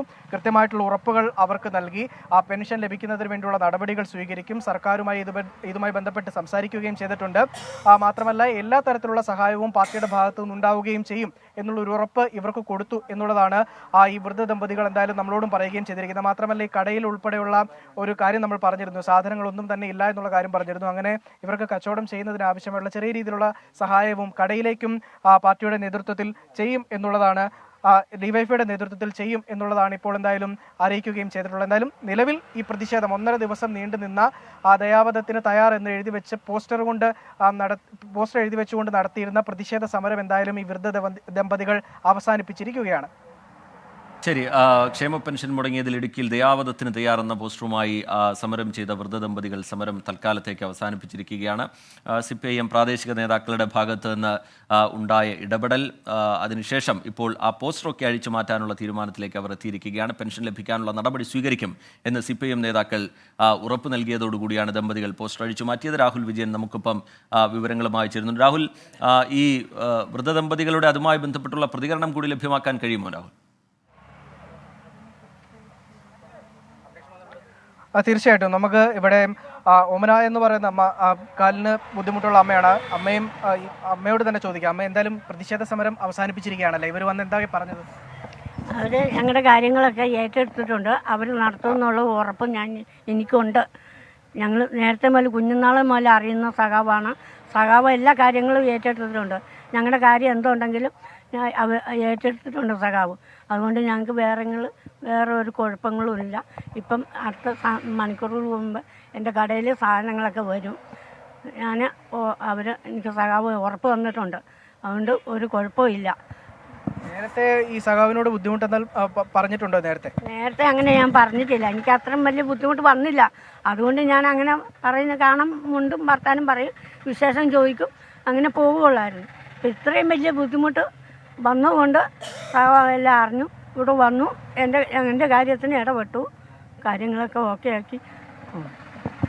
നമ്മളോടൊപ്പം ഏരിയ സെക്രട്ടറി കൂടി ചേരുന്നുണ്ട്. ഈ പ്രതിഷേധ സമരം എപ്പോഴാണ് അറിഞ്ഞത്? ഇങ്ങനെ ഇവരോട്ട് നേരത്തെ ഇവരുടെ ഒരു ബുദ്ധിമുട്ട് അറിഞ്ഞിട്ടുണ്ടായിരുന്നു? ഞാനിവിടെ സാധാരണ വരുമ്പോൾ വർത്തമാനം പറയുന്നതാണ്. ഇങ്ങനൊരു ബുദ്ധിമുട്ട് എന്നോട് പറഞ്ഞിരുന്നില്ല. ഇന്നലെയാണ് ഞാൻ അറിഞ്ഞത് വൈകുന്നേരം. അപ്പോൾ ഞാൻ സംസാരിച്ചിട്ട് പോയി. ബാക്കി കാര്യങ്ങൾ എന്തെങ്കിലും ഉണ്ടെങ്കിൽ ഞാൻ ഇടപെടാം, എന്നോട് പറഞ്ഞാൽ മതി ഞാൻ പറഞ്ഞിട്ടാണ് പോയത്. ഇന്നിപ്പോൾ രാവിലെ വന്നപ്പോൾ ഞാൻ ഈ വിഷയത്തിൻ്റെ ഗൗരവത്തിൽ ഒരു മരണം ഉണ്ടായിരുന്നു അടിമാലിൽ. അപ്പോൾ അതിൽ പങ്കെടുത്തിട്ട് വേഗം തന്നെ ഇവിടെ വന്ന് ഇവർക്ക് ഏത് രീതിയിലുള്ള സഹായം ചെയ്യും എന്നാണ് പറഞ്ഞിട്ടുള്ളത്? ഇവർ ഉന്നയിച്ച പ്രധാനപ്പെട്ട ആവശ്യം പെൻഷൻ്റെ കാര്യമാണ്. പെൻഷൻ കൃത്യമായിട്ട് മാസം കൊടുക്കാൻ ഗവൺമെൻറ് നടപടി ചെയ്യുന്നതിൻ്റെ ഭാഗമായി ബഡ്ജറ്റിൽ തന്നെ നിർദ്ദേശങ്ങൾ വന്നിട്ടുണ്ട്. ആ കാര്യത്തിൽ ഞങ്ങൾ ഇടപെടും. ഇനി അതിൻ്റെ ഒരു കുറവുകൊണ്ട് ഇവർക്ക് ഒരു ബുദ്ധിമുട്ട് എന്ന് പറയില്ല. അത്തരം കാര്യങ്ങൾ വന്നാൽ ഞങ്ങൾ ഇടപെട്ട് സഹായിക്കും അവർ തീർച്ചയായിട്ടും. മറ്റൊന്ന്, ഇവർ വന്യജീവി ആക്രമണമാണ്. ഇവരുടെ വീടിൻ്റെ പറമ്പിൻ്റെ പുറവശത്ത് ആന എപ്പോഴും കാട്ടാന വരുന്നതാണ്. അതുമായി ബന്ധപ്പെട്ട് ഞങ്ങൾ ഇടപെട്ടിരുന്നു. സ്വമേധ ചെയ്താകാൻ സാധ്യതയില്ല. ആരെങ്കിലും കാണും ഇതിൻ്റെ പുറകിൽ, സ്വാഭാവികമായിട്ട്. എന്തായാലും നിലവിൽ CPIMന്റെ അടിമാലി ഏരിയ കമ്മിറ്റി ഇതിൽ കൃത്യമായിട്ടുള്ള ഇടപെടൽ നടത്തിയിട്ടുണ്ട്. അതിന്റെ പശ്ചാത്തലത്തിൽ എന്തായാലും സമരം അവസാനിപ്പിച്ചിരിക്കുകയാണ് എന്നുള്ളതാണ് ഈ അമ്മ എന്തായാലും വ്യക്തമാക്കിയിട്ടുള്ളത്. ശിവദാസൻ ചേട്ടൻ ഇപ്പോൾ പുറത്തേക്ക് പോയിരിക്കുകയാണ്. അല്പസമയം മുമ്പ് വരെ ഇവിടെ ഉണ്ടാവുകയും ചെയ്തിരുന്നു. ശരി, എന്തായാലും ആ സമരം തൽക്കാലത്തേക്ക് അവസാനിപ്പിച്ചിരിക്കുകയാണ്. രാഹുൽ വിജയൻ അതിൻ്റെ വിവരങ്ങൾ നൽകുകയായിരുന്നു. CPIM പ്രാദേശിക നേതൃത്വത്തിൻ്റെ ഇടപെടൽ, അവർ നൽകിയിരിക്കുന്ന ഉറപ്പ്, അതിനെ തുടർന്നാണ് ഇപ്പോൾ സമരത്തിൽ നിന്ന് പിൻവാങ്ങാനുള്ള വൃദ്ധദമ്പതികളുടെ തീരുമാനം. ആ ഉറപ്പിനെ വിശ്വാസത്തിലെടുക്കുന്നു എന്നാണ് വൃദ്ധദമ്പതികളും പ്രതികരിക്കുന്നത്. കമന്റ് ബോക്സിലേക്ക് പോയാൽ ഈ വാർത്തയുമായി ബന്ധപ്പെട്ട് നേരത്തെ ഒരുപാട് കമൻറ്റുകൾ കണ്ടിരുന്നു. അവരുടെ പ്രശ്നത്തിൽ സജീവമായി സർക്കാരിൻ്റെ ഭാഗത്ത് നിന്ന് ഇടപെടൽ ഉണ്ടാകണം, ക്ഷേമ പെൻഷൻ മുടങ്ങുന്ന നിലയിലേക്ക് കാര്യങ്ങൾ പോകാതെ കൃത്യമായി കൊടുത്തു തീർക്കാനുള്ള ഇടപെടൽ ഉണ്ടാകണം എന്നുള്ള അഭിപ്രായം പൊതുവെ ഒരുപാട് പ്രേക്ഷകർ രേഖപ്പെടുത്തി കണ്ടിരുന്നു. അതുപോലെ തന്നെ സർക്കാരിനെതിരായ ചില വിമർശനങ്ങളും ഇതുമായി ബന്ധപ്പെട്ട് ഉയരുന്നതും നേരത്തെ ശ്രദ്ധയിൽപ്പെട്ടിരുന്നു. മുകുന്ദൻ നായരെ പോലുള്ള പ്രേക്ഷകർ പറയുന്നത് സർക്കാരിന് ധൂർത്തടിക്കാൻ പണമുണ്ട്, പക്ഷേ ക്ഷേമ പെൻഷൻ കൊടുക്കാൻ പൈസയില്ല എന്നുള്ളതാണ്. ലക്ഷങ്ങൾ ധൂർത്തടിക്കുന്ന സർക്കാരാണിത് എന്ന വിമർശനം ജയമോഹൻ TPA പോലുള്ള പ്രേക്ഷകർ ഉയർത്തുന്നുണ്ട്. എന്തായാലും ഇപ്പോൾ CPIM പ്രാദേശിക നേതൃത്വത്തിൻ്റെ ഭാഗത്തു നിന്നൊരു ഇടപെടൽ ഉണ്ടായിരിക്കുന്നു. സമരം അവസാനിപ്പിച്ചിരിക്കുകയാണ്. ഇനി പോകുന്നത് മലപ്പുറം മഞ്ചേരിയിലേക്കാണ്. മലപ്പുറം മഞ്ചേരി നഗരസഭയിൽ കയ്യാങ്കളി. ബജറ്റ് അവതരണത്തിനിടെ പ്രതിപക്ഷം പ്രതിഷേധിച്ചതോടെയാണ് ഭരണ പ്രതിപക്ഷ അംഗങ്ങൾ തമ്മിൽ കയ്യാങ്കളി ഉണ്ടായത്. 6 പ്രതിപക്ഷ കൗൺസിലർമാരെ 7 ദിവസത്തേക്ക് സസ്പെൻഡ് ചെയ്തു.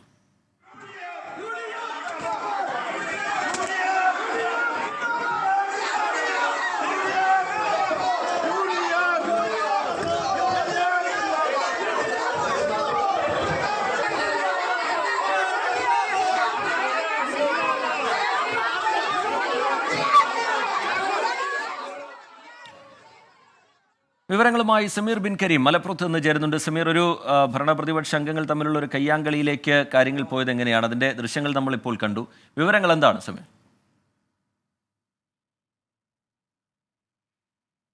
റിജിത്ത്, ഇന്നാണ് മഞ്ചേരി നഗരസഭയിൽ ബജറ്റ് അവതരിപ്പിച്ചത്. രാവിലെ 11 മണിക്ക് ശേഷം ബജറ്റ് അവതരണം ആരംഭിക്കുമ്പോൾ തന്നെ പ്രതിപക്ഷ അംഗങ്ങൾ കറുത്ത വസ്ത്രം ധരിച്ച് പ്ലക്കാർഡുകളുമായി പ്രതിഷേധ മുദ്രാവാക്യം മുഴക്കുകയായിരുന്നു. ബജറ്റ് അവതരണം തടസ്സപ്പെടുത്തും വിധം മുദ്രാവാക്യ വിളികളുടെ ശബ്ദം ഉയർന്നതോടുകൂടി ഭരണപക്ഷ അംഗങ്ങൾ ഈ പ്രതിപക്ഷത്തിന് സമീപമെത്തുകയും പ്ലക്കാർഡുകളും ഒക്കെ തന്നെ നശിപ്പിക്കുകയും അവരെ കയ്യേറ്റം ചെയ്യുന്ന ഒരു സാഹചര്യമാണ് ഉണ്ടായത് എന്നുള്ളതാണ് നമുക്ക് അവിടെ നിന്ന് മനസ്സിലാക്കാൻ കഴിയുന്നത്. UDF ആണ് മഞ്ചേരി നഗരസഭ ഭരിക്കുന്നത്.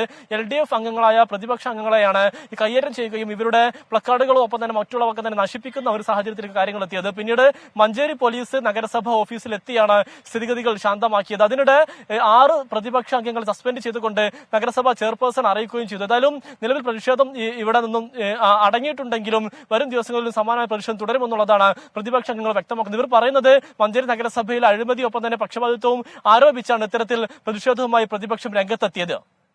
ശരി, സമീർ ബിൻ കരീം മലപ്പുറത്ത് നിന്ന് വിവരങ്ങൾ നൽകുകയായിരുന്നു. കേരളത്തിൽ ചാവേർ ആക്രമണത്തിന് പദ്ധതിയിട്ട റിയാസ് അബൂബക്കറിന് 10 വർഷം കഠിന തടവ്. കൊച്ചി NIA കോടതിയുടേതാണ് വിധി. വിവിധ വകുപ്പുകൾ പ്രകാരം 25 വർഷം കഠിന തടവുണ്ടെങ്കിലും ശിക്ഷ ഒരുമിച്ച് അനുഭവിച്ചാൽ മതി. 1,25,000 രൂപ പിഴയും വിധിച്ചിട്ടുണ്ട്. UAPA 38-39 പ്രകാരം 10 വർഷം വീതം കഠിന തടവും ഗൂഢാലോചനയ്ക്ക് 5 വർഷവുമാണ് കൊച്ചി NIA കോടതി ശിക്ഷ വിധിച്ചത്. ആകെ 25 വർഷം കഠിന തടവുണ്ടെങ്കിലും ശിക്ഷ ഒരുമിച്ച് അനുഭവിച്ചാൽ മതി. 1,25,000 രൂപ പിഴയും വിധിച്ചിട്ടുണ്ട്. 4 വർഷം പ്രതി ജയിലിൽ കഴിഞ്ഞ കാലാവധി ശിക്ഷയിൽ ഇളവ് ചെയ്യും. പാലക്കാട് കൊല്ലങ്കോട് സ്വദേശിയായ റിയാസ് IS-ന്റെ കേരള ഘടകമുണ്ടാക്കി ചാവേർ സ്ഫോടനങ്ങൾക്ക് പദ്ധതിയിട്ടെന്നായിരുന്നു കേസ്. പ്രതി സമൂഹത്തെ നശിപ്പിക്കാനാണ് ശ്രമിച്ചതെന്നും പരമാവധി ശിക്ഷ നൽകണമെന്നും പ്രോസിക്യൂഷൻ ആവശ്യപ്പെട്ടിരുന്നു. ഭീകരസംഘടനയായ IS-നു വേണ്ടി കേരളത്തിൽ ചാവേർ ആക്രമണത്തിന് പദ്ധതിയിട്ടെന്ന കേസിൽ 2018 റിയാസ് അബൂബക്കർ NIA-യുടെ പിടിയിലായത്.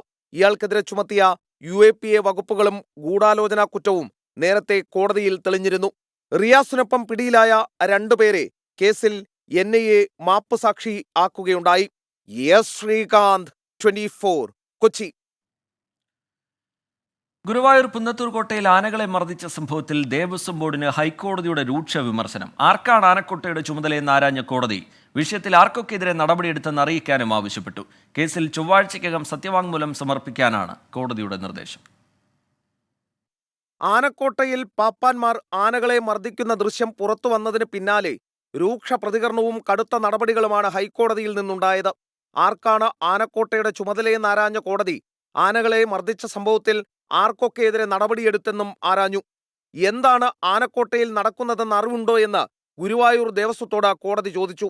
മാനേജിംഗ് കമ്മിറ്റിക്ക് ഇതിൽ ഉത്തരവാദിത്വം വേണ്ടതില്ലേ എന്നും കോടതി ആരായുകയുണ്ടായി.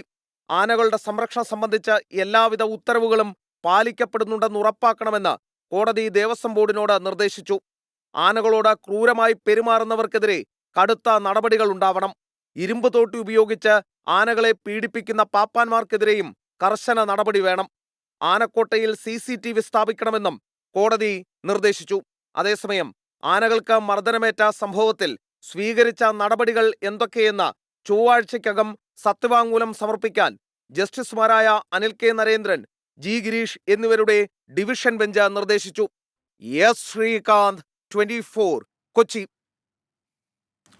ഇപ്പോൾ പുറത്തുവരുന്നൊരു വിവരം പ്രേക്ഷകരെ അറിയിക്കാം. അത് മലപ്പുറത്ത് നിന്നാണ്. മലപ്പുറം RT ഓഫീസിൽ പരിശോധന നടക്കുന്നു. Senior deputy transport commissioner Shaji മാധവന്റെ നേതൃത്വത്തിലാണ് പരിശോധന നടക്കുന്നത്. വാഹനങ്ങളുടെ നികുതി വെട്ടിപ്പ് സംബന്ധിച്ച പരിശോധനയാണ് ഇപ്പോൾ നടക്കുന്നത്. തിരൂർ സബ് RT ഓഫീസിലെ ക്രമക്കേടിന് പിന്നാലെയാണ് ഇത്തരത്തിലൊരു പരിശോധന എന്നുള്ള വിവരം മലപ്പുറത്ത് നിന്ന് സമീർ ബിൻ കരീം റിപ്പോർട്ട് ചെയ്യുന്നുണ്ട്. അതിൻ്റെ വിശദാംശങ്ങളിലേക്ക് നമുക്ക് പിന്നീട് വരാം. അടുത്തത് തെരഞ്ഞെടുപ്പ് വിശേഷങ്ങളിലേക്കാണ്. ലോക്സഭാ തെരഞ്ഞെടുപ്പ് സീറ്റ് വിഭജന സ്ഥാനാർത്ഥി നിർണയ തിരക്കുകളിലാണ് മുന്നണികൾ ഉള്ളത്. തെരഞ്ഞെടുപ്പ് പ്രഖ്യാപനത്തിന് മുമ്പ് സ്ഥാനാർത്ഥി പ്രഖ്യാപനം വേണോ എന്നതിൽ CPI സംസ്ഥാന എക്സിക്യൂട്ടീവ് യോഗത്തിൽ തീരുമാനമുണ്ടാകും. സീറ്റ് വിഭജനവും സ്ഥാനാർത്ഥി നിർണയവും സംബന്ധിച്ച അന്തിമ ചർച്ചകൾക്കായി നാളെ LDF യോഗവും ചേരുന്നുണ്ട്. ലീഗിന്റെ 3ാം സീറ്റ് ആവശ്യം ഭീഷണിയല്ല എന്നാണ് KPCC അധ്യക്ഷൻ K. സുധാകരന്റെ പ്രതികരണം. ലോക്സഭ പിടിക്കാൻ 3 മുന്നണികളും കരുനീക്കം തുടങ്ങിക്കഴിഞ്ഞു. തിരഞ്ഞെടുപ്പ് വിജ്ഞാപനത്തിന് മുൻപേ സ്ഥാനാർത്ഥി നിർണയം നടത്തണോ എന്നതിൽ CPI സംസ്ഥാന എക്സിക്യൂട്ടീവ് ധാരണയിലെത്തും. തിരുവനന്തപുരം, മാവേലിക്കര, തൃശൂർ, വയനാട് മണ്ഡലങ്ങളിൽ സ്ഥാനാർത്ഥികളെ സംബന്ധിച്ച ചർച്ചകളാണ് നടക്കുന്നത്. കമ്മ്യൂണിസ്റ്റ് പാർട്ടിക്ക് നിശ്ചിതമായ രീതിയുണ്ട്. ആ രീതി പ്രകാരം യഥാസമയത്ത് എല്ലാ സ്ഥലങ്ങളിലും സ്ഥാനാർത്ഥികൾ ഉണ്ടാകും. നമ്മുടെ സ്ഥാനാർത്ഥിയെപ്പറ്റി നിങ്ങൾക്ക് എല്ലാവർക്കും ഉത്കണ്ഠകൾ നിങ്ങൾ മനസ്സിലാക്കുന്നുണ്ട്, ആകാംക്ഷ കാണുന്നുണ്ട്. ഈ ആകാംക്ഷയും ഉത്കണ്ഠയും ഒന്നും ഉണ്ടാകണം കമ്മ്യൂണിസ്റ്റ് പാർട്ടിയുടെ സ്ഥാനാർത്ഥിക്ക് വേണ്ടി. അത് വളരെ വേഗം ഉണ്ടാകും. സീറ്റ് വിഭജനം അന്തിമമാക്കാൻ നാളെ LDF യോഗം ചേരുന്നുണ്ട്. കേരള കോൺഗ്രസ് 2ാമതൊരു സീറ്റ് കൂടി ആവശ്യപ്പെടുമെങ്കിലും CPIയും അംഗീകരിക്കില്ല. നിലവിലെ സീറ്റുകളുമായി മുന്നോട്ടു പോകും. ലീഗിന്റെ 3ാം സീറ്റ് ആവശ്യം UDFന് ഭീഷണിയില്ലെന്നും പ്രശ്നങ്ങൾ പരിഹരിക്കുമെന്നും KPCC പ്രസിഡന്റ് K. സുധാകരൻ 24നോട് പറഞ്ഞു. മുസ്ലിം ലീഗും ഞങ്ങളും തമ്മിൽ ഒരു തർക്കവും ഒരു കാലത്തും ഉണ്ടായിട്ടില്ല. അത് എന്തെങ്കിലും പ്രശ്നങ്ങൾ ഉണ്ടെങ്കിൽ നമ്മളത് പരിഹരിച്ചിട്ടുണ്ട്. പരിഹരിക്കാനുള്ള നല്ല മനസ്സ് ലീഗിനുണ്ട്, കോൺഗ്രസിനുണ്ട്. അതൊരു ഞങ്ങൾക്കൊരു ഭീഷണിയേ അല്ല. അതിനിടെ ലോക്സഭാ തെരഞ്ഞെടുപ്പിൽ പാലക്കാടും ആലത്തൂരും സിറ്റിംഗ് MPമാർ തന്നെ മത്സരിക്കുമെന്ന് DCC പ്രസിഡന്റ് A. തങ്കപ്പൻ പറഞ്ഞു. 24, തിരുവനന്തപുരം. വളരെ വേദനാജനകമായ ഒരു വാർത്ത മലപ്പുറത്ത് നിന്ന് ഇന്ന് പുറത്തു വന്നിരുന്നു. കൊണ്ടോട്ടിയിൽ നിന്ന് 2 വയസ്സുകാരൻ പാമ്പ് കടിയേറ്റ് മരിച്ചു എന്നുള്ളതായിരുന്നു ആ വാർത്ത. പെരിന്തൽമണ്ണ തൂത സ്വദേശി സുഹൈൽ ജംഷിയ ദമ്പതികളുടെ മകൻ മുഹമ്മദ് ഉമറാണ് മരിച്ചത്. വീട്ടുമുറ്റത്ത് കളിക്കുന്നതിനിടയിലാണ് പാമ്പ് കടിയേറ്റത്. മാതാവ് ജംഷിയയുടെ വീട്ടിൽ വെച്ചാണ് 2 വയസ്സുകാരന് ഇന്നലെ രാവിലെ പാമ്പ് കടിയേറ്റത്. വീട്ടുമുറ്റത്ത് കളിച്ചുകൊണ്ടിരിക്കെ മുഹമ്മദ് ഉമറിന്റെ കരച്ചിൽ കേട്ട് മാതാവ് ഓടിയെത്തിയതായിരുന്നു. പരിശോധിച്ചപ്പോൾ കുഞ്ഞിന്റെ ശരീരത്തിൽ 5 മുറിവുകൾ കണ്ടെത്തി. ഉടൻ തന്നെ കൊണ്ടോട്ടിയിലെ സ്വകാര്യ ആശുപത്രിയിലും പിന്നീട് കോഴിക്കോട് മെഡിക്കൽ കോളേജ് ആശുപത്രിയിലും എത്തിച്ചെങ്കിലും ജീവൻ രക്ഷിക്കാനായില്ല. 5 മുറിവ്, കാൽമലും കൈമലും, കൈയിൻ്റെ ഉള്ളനടിയിലും കാൽമലും. രാവിലെ 8 മണിക്ക് കൊണ്ടുപോയും ചെയ്തിരുന്നു. ക്ഷുദ്രജീവികളുടെ സാന്നിധ്യം ഇതിനു മുൻപില്ലാത്ത പ്രദേശത്ത് സംഭവിച്ച ദുരന്തം നാട്ടുകാരെ അമ്പരപ്പിച്ചിരിക്കുകയാണ്. കടിച്ച പാമ്പ് ഏതിനത്തിൽപ്പെട്ടതാണെന്ന് തിരിച്ചറിയാൻ കഴിഞ്ഞിട്ടില്ല. കോഴിക്കോട് മെഡിക്കൽ കോളേജ് ആശുപത്രിയിൽ നിന്ന് പോസ്റ്റ്മോർട്ടം നടപടികൾ പൂർത്തിയാക്കി കുഞ്ഞിന്റെ മൃതദേഹം ബന്ധുക്കൾക്ക് വിട്ടു നൽകി. 24 മലപ്പുറം. വേനൽ കടുത്തതോടെ വീട്ടുമുറ്റത്തും പരിസരത്തും തണുപ്പ് തേടിയെത്തുന്ന പാമ്പുകളെ കാണുന്നത് പതിവാണ്. പാമ്പ് ശല്യം ഒഴിവാക്കാൻ മുൻകരുതലും പാമ്പ് കടിച്ചാൽ അടിയന്തരമായി ചെയ്യേണ്ട കാര്യങ്ങളും എന്തെല്ലാമാണെന്ന് ഒന്ന് പരിശോധിക്കാം. പാമ്പുകടിയേറ്റാലോ പാമ്പുകടിയേറ്റവരെ കണ്ടാലോ പകച്ചു നിൽക്കണ്ട. കടിയേറ്റയാളെ ഉടൻ ആശുപത്രിയിൽ എത്തിക്കണം.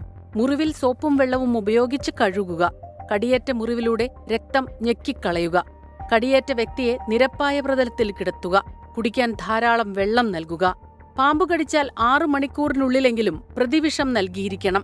കടിച്ചത് ഏതു പാമ്പാണ് എന്നു മനസ്സിലാക്കാൻ സാധിച്ചാൽ ചികിത്സയ്ക്കുണ്ടാകുന്ന കാലതാമസം ഒഴിവാക്കാം. പരിഭ്രാന്തരായി കടിയേറ്റ വ്യക്തിയെ പേടിപ്പിക്കരുത്. വിഷം വ്യാപിക്കാനിടയാകും. മുറിവ് കീറാൻ പാടില്ല. ബ്ലേഡ് ഉപയോഗിച്ച് മുറിവ് വലുതാക്കി വിഷം കളയാൻ ചിലർ ശ്രമിക്കാറുണ്ട്. അത് ഗുണം ചെയ്യില്ലെന്ന് മാത്രമല്ല, കൂടുതൽ രക്തനഷ്ടത്തിന് ഇടയാക്കുകയും ചെയ്യുന്നു. മുറിവിനു മുകളിൽ തുണി ഉപയോഗിച്ച് കെട്ടുക. 10 മിനിറ്റിനുള്ളിൽ അഴിച്ചു കെട്ടുകയും വേണം. കടിയേറ്റ് 1 മണിക്കൂറിലേറെ കെട്ട് നിലനിർത്തരുത്. പ്രത്യേകം ശ്രദ്ധിക്കേണ്ട കാര്യം മുറിവേറ്റ ഭാഗം അധികം മുറുക്കി കെട്ടാൻ പാടില്ല എന്നതാണ്. ഇത് രക്തയോട്ടം തടസ്സപ്പെടുത്തി കോശങ്ങൾ നശിക്കുന്നതിന് ഇടയാകും. കടികൊണ്ടയാൾ അധികം നടക്കാനും ഓടാനും പാടില്ല. ശരീരം ഇളകാതെ നോക്കണം. മുൻകരുതലിനായി സ്വീകരിക്കേണ്ട കാര്യങ്ങളിൽ പ്രധാനം വീടിനും പരിസരത്തുമുള്ള കാട് വെട്ടിത്തെളിക്കുക. പൊന്തക്കാട്ടിലും കല്ലുകൾക്കിടയിലും പൊത്തുകൾക്കിടയിലും പാമ്പ് ഇരിക്കാൻ സാധ്യതയുള്ളിടത്തെല്ലാം നിരീക്ഷിക്കുക. വീടിന് പരിസരത്തെ മാലിന്യങ്ങൾ നീക്കം ചെയ്യുക. News desk 24. ഞാൻ നേരത്തെ സൂചിപ്പിച്ച വാർത്തയുടെ വിശദാംശങ്ങളിലേക്കാണ് ഇനി കടക്കുന്നത്. മലപ്പുറം RT ഓഫീസിൽ പരിശോധന. വാഹനങ്ങളുടെ നികുതി വെട്ടിപ്പ് സംബന്ധിച്ച പരിശോധനയാണ് നടക്കുന്നത്. സമീർ ബിൻ കരീം വിവരങ്ങളുമായി മലപ്പുറത്ത് നിന്ന് ചേരുന്നുണ്ട്. സമീർ, എന്താണ് പരിശോധനയുടെ വിവരങ്ങൾ? ഇപ്പോൾ ഇങ്ങനെയൊരു പരിശോധന എന്തിന്റെ പശ്ചാത്തലത്തിൽ? റിജിത്ത്, മലപ്പുറം RTO ഓഫീസിലാണ് നിലവിൽ പരിശോധന നടന്നുകൊണ്ടിരിക്കുന്നത്. Senior deputy transport commissioner Shaji മാധവന്റെ നേതൃത്വത്തിലുള്ള പ്രത്യേക സംഘമാണ് ഇവരെ പരിശോധനയ്ക്ക് ഏതാനും മണിക്കൂറുകൾക്ക് മുന്നേ എത്തിയിരിക്കുന്നത്. സംഘം ഇപ്പോൾ പരിശോധന നടത്തിക്കൊണ്ടിരിക്കുകയാണ്. വാഹനങ്ങളുടെ നികുതി വെട്ടിപ്പ് സംബന്ധിച്ച രേഖകളാണ് നിലവിൽ പരിശോധന നടത്തിക്കൊണ്ടിരിക്കുന്നത്. എന്തെങ്കിലും തരത്തിലുള്ള നികുതി വെട്ടിപ്പ് ഉണ്ടോ എന്നുള്ളതാണ് നിലവിൽ പ്രധാനമായി ഉദ്യോഗസ്ഥർ പരിശോധിക്കുന്നത്. കഴിഞ്ഞ ദിവസം തിരൂർ സബ് RTO ഓഫീസിൽ നിലവിൽ ടാക്സ് വെട്ടിപ്പുമായി ബന്ധപ്പെട്ട് ഇത്തരം പരിശോധന നടന്നിരുന്നു. അതിൽ ക്രമക്കേട് കണ്ടെത്തുകയും നിരവധി ഉദ്യോഗസ്ഥരെ സസ്പെൻഡ് ചെയ്യുന്ന ഒരു ഘട്ടവും ഉണ്ടായിരുന്നു. ഈ ഒരു പശ്ചാത്തലത്തിലാണ് തിരൂർ ഓഫീസിലെ പരിശോധനയ്ക്ക് പിന്നാലെ നിലവിൽ മലപ്പുറത്തെ ഓഫീസിലും നിലവിൽ ടാക്സ് വെട്ടിപ്പുമായി ബന്ധപ്പെട്ട പരിശോധന നടത്തിക്കൊണ്ടിരിക്കുന്നത്. ഏതാനും നിമിഷങ്ങൾക്ക് ശേഷം നമുക്ക് എന്തെങ്കിലും തരത്തിലുള്ള ക്രമക്കേടുകൾ ഉണ്ടോ, എന്തെങ്കിലും നടപടിയിലേക്ക് നടക്കുമുള്ള കാര്യങ്ങൾ അല്പസമയത്തിനകം തന്നെ നമുക്ക് വ്യക്തമാകും. ശരി, തിരൂർ ഓഫീസിലെ പരിശോധനയ്ക്ക് പിന്നാലെ മലപ്പുറം RT ഓഫീസിലും പരിശോധന ഉണ്ടാവുകയാണ്. Senior deputy transport commissioner Shaji മാധവന്റെ നേതൃത്വത്തിൽ പരിശോധന അവിടെ തുടരുകയാണ്. അതിന്റെ വിവരങ്ങൾ പങ്കുവയ്ക്കുകയായിരുന്നു സമീർ ബിൻ കരീം. സപ്ലൈകോയെ കടുത്ത പ്രതിസന്ധിയിലാക്കി മറ്റ് സംസ്ഥാനങ്ങളിലെ കർഷകരും മില്ലുടമകളും. കുടിശ്ശിക ലഭിക്കാതെ സപ്ലൈകോയ്ക്ക് ഇനി സാധനങ്ങൾ നൽകേണ്ട എന്നാണ് തീരുമാനം. കുടിശ്ശിക നൽകാത്തതിനെ തുടർന്ന് വിതരണക്കാർ ജനുവരി 29 നടന്ന ടെൻഡറും ബഹിഷ്കരിച്ചിരുന്നു. സപ്ലൈകോയിലെ പ്രതിസന്ധികൾ പരിഹരിക്കാനുള്ള ശ്രമങ്ങൾ നടക്കുകയാണെന്ന് മന്ത്രി GR അനിൽ പ്രതികരിച്ചു. സപ്ലൈകോയുടെ പ്രതിസന്ധി കൂടുതൽ രൂക്ഷമാക്കുന്നതാണ് മറ്റ് സംസ്ഥാനങ്ങളിലെ കർഷക സംഘടനകളുടെയും മില്ലുടമകളുടെയും നിലപാട്. 800 കോടിയോളം രൂപ കുടിശ്ശിക വന്നതോടെയാണ് സപ്ലൈകോയ്ക്ക് ഇനി സാധനങ്ങൾ നൽകേണ്ടെന്ന കടുത്ത തീരുമാനം. ഇതോടെ സപ്ലൈകോയുടെ പ്രതിസന്ധി ഇരട്ടിയാകും. ആന്ധ്ര, തമിഴ്നാട്, കർണാടക എന്നിവിടങ്ങളിൽ നിന്ന് നേരിട്ടാണ് വിതരണക്കാർ സാധനങ്ങൾ എത്തിക്കുന്നത്. കർഷകരും മില്ലുടമകളും കടുത്ത തീരുമാനമെടുത്തതോടെ കഴിഞ്ഞ ജനുവരി 29 നടന്ന ടെൻഡറിൽ വിതരണക്കാർ പങ്കെടുത്തില്ല. ഒരു കടയും അടച്ചുപൂട്ടിയിട്ടില്ലെന്നും പ്രയാസങ്ങൾ മാറ്റുകയാണ് സർക്കാർ ലക്ഷ്യമെന്നും മന്ത്രി GR അനിൽ. സാമ്പത്തിക പ്രയാസങ്ങളുണ്ടെങ്കിലും ഒരു പൊതുമേഖലാ സംരംഭം എന്ന നിലയിൽ അതിലെ ജീവനക്കാർക്ക്, അത് ആശ്രയിക്കുന്ന ജനങ്ങൾക്ക് പ്രയാസകരമാകുന്ന ഒരു നിലപാടും സ്വീകരിക്കില്ല. ഒരു തൊഴിലാളിയെയും പിരിച്ചുവിട്ടിട്ടില്ല, ഒരു കടയും അടച്ചിട്ടില്ല. സബ്സിഡി സാധനങ്ങൾക്ക് പുറമെ 40-ലധികം സാധനങ്ങൾക്കും സപ്ലൈകോ ടെൻഡർ ക്ഷണിച്ചിരുന്നു. കുടിശ്ശികയുടെ പകുതിയെങ്കിലും ലഭിച്ചാൽ പങ്കെടുക്കുമെന്നാണ് വിതരണക്കാരുടെ നിലപാട്. ഓണക്കാലത്ത് തുടങ്ങിയ സാധനങ്ങളുടെ ക്ഷാമം ഇപ്പോഴും സപ്ലൈകോയിൽ തുടരുകയാണ്. 13 സബ്സിഡി സാധനങ്ങളിൽ ഒന്നുപോലുമില്ല. ഒട്ടുമിക്ക ഔട്ട്ലെറ്റുകളിലും ശബരി ഉൽപ്പന്നങ്ങൾ മാത്രമാണുള്ളത്. V A Gireesh, 24, Thiruvananthapuram. സൂറ മുഹമ്മദ് എന്ന് പറയുന്ന ഒരു പ്രേക്ഷകർ ചോദിക്കുന്നു, ഇന്ന് ഹാഷ്മിയെ കണ്ടില്ലല്ലോ, സാധാരണ ഈ പരിപാടിയുമായി ഹാഷ്മിയ ആണല്ലോ വരാറുള്ളത് എന്ന് ചോദിക്കുന്നു. ഹാഷ്മി ഇന്ന് ലീവാണോ എന്നാണ് സൂറ മുഹമ്മദ് ചോദിക്കുന്നത്. ഹാഷ്മി ഇന്ന് അവധിയല്ല, പക്ഷേ ഒരു ഷൂട്ടിലാണ്, നമ്മുടെ ജനകീയ കോടതിയുടെ ഷൂട്ടിലാണ്. ഹാഷ്മി നാളെ ഈ പരിപാടിയുമായി പ്രേക്ഷകർക്ക് മുമ്പിലേക്ക് എത്തും. ഗോഡ്സെയെ പ്രകീർത്തിച്ച NIT പ്രൊഫസർ ഷൈജ ആണ്ടവന് അവധി നീട്ടി നൽകി. ഇന്നലെ അവധി പൂർത്തിയായ പശ്ചാത്തലത്തിൽ അവധി നീട്ടി നൽകണമെന്ന് കാണിച്ച അധ്യാപിക അപേക്ഷ നൽകുകയായിരുന്നു. ആ റിപ്പോർട്ടിലേക്കാണ് ഇനി. പ്രൊഫസർ ഷൈജ ആണ്ടവനെതിരെ NITയിൽ പ്രതിഷേധം തുടരുകയാണ്. ഈ പശ്ചാത്തലത്തിലാണ് പ്രൊഫസർ അവധി കാലാവധി നീട്ടി നൽകിയത്. നേരത്തെ നൽകിയ അവധി ഇന്നലെ അവസാനിച്ചിരുന്നു. ഇന്നു മുതലാണ് തിരിച്ച് ക്യാമ്പസിലെത്തേണ്ടിയിരുന്നത്. അതിനിടെ പ്രൊഫസർ ഷൈജ ആണ്ടവനെ പുറത്താക്കണമെന്നാവശ്യപ്പെട്ട് CPM പട്ടികജാതി ക്ഷേമ സമിതി NITയിലേക്ക് മാർച്ച് നടത്തി.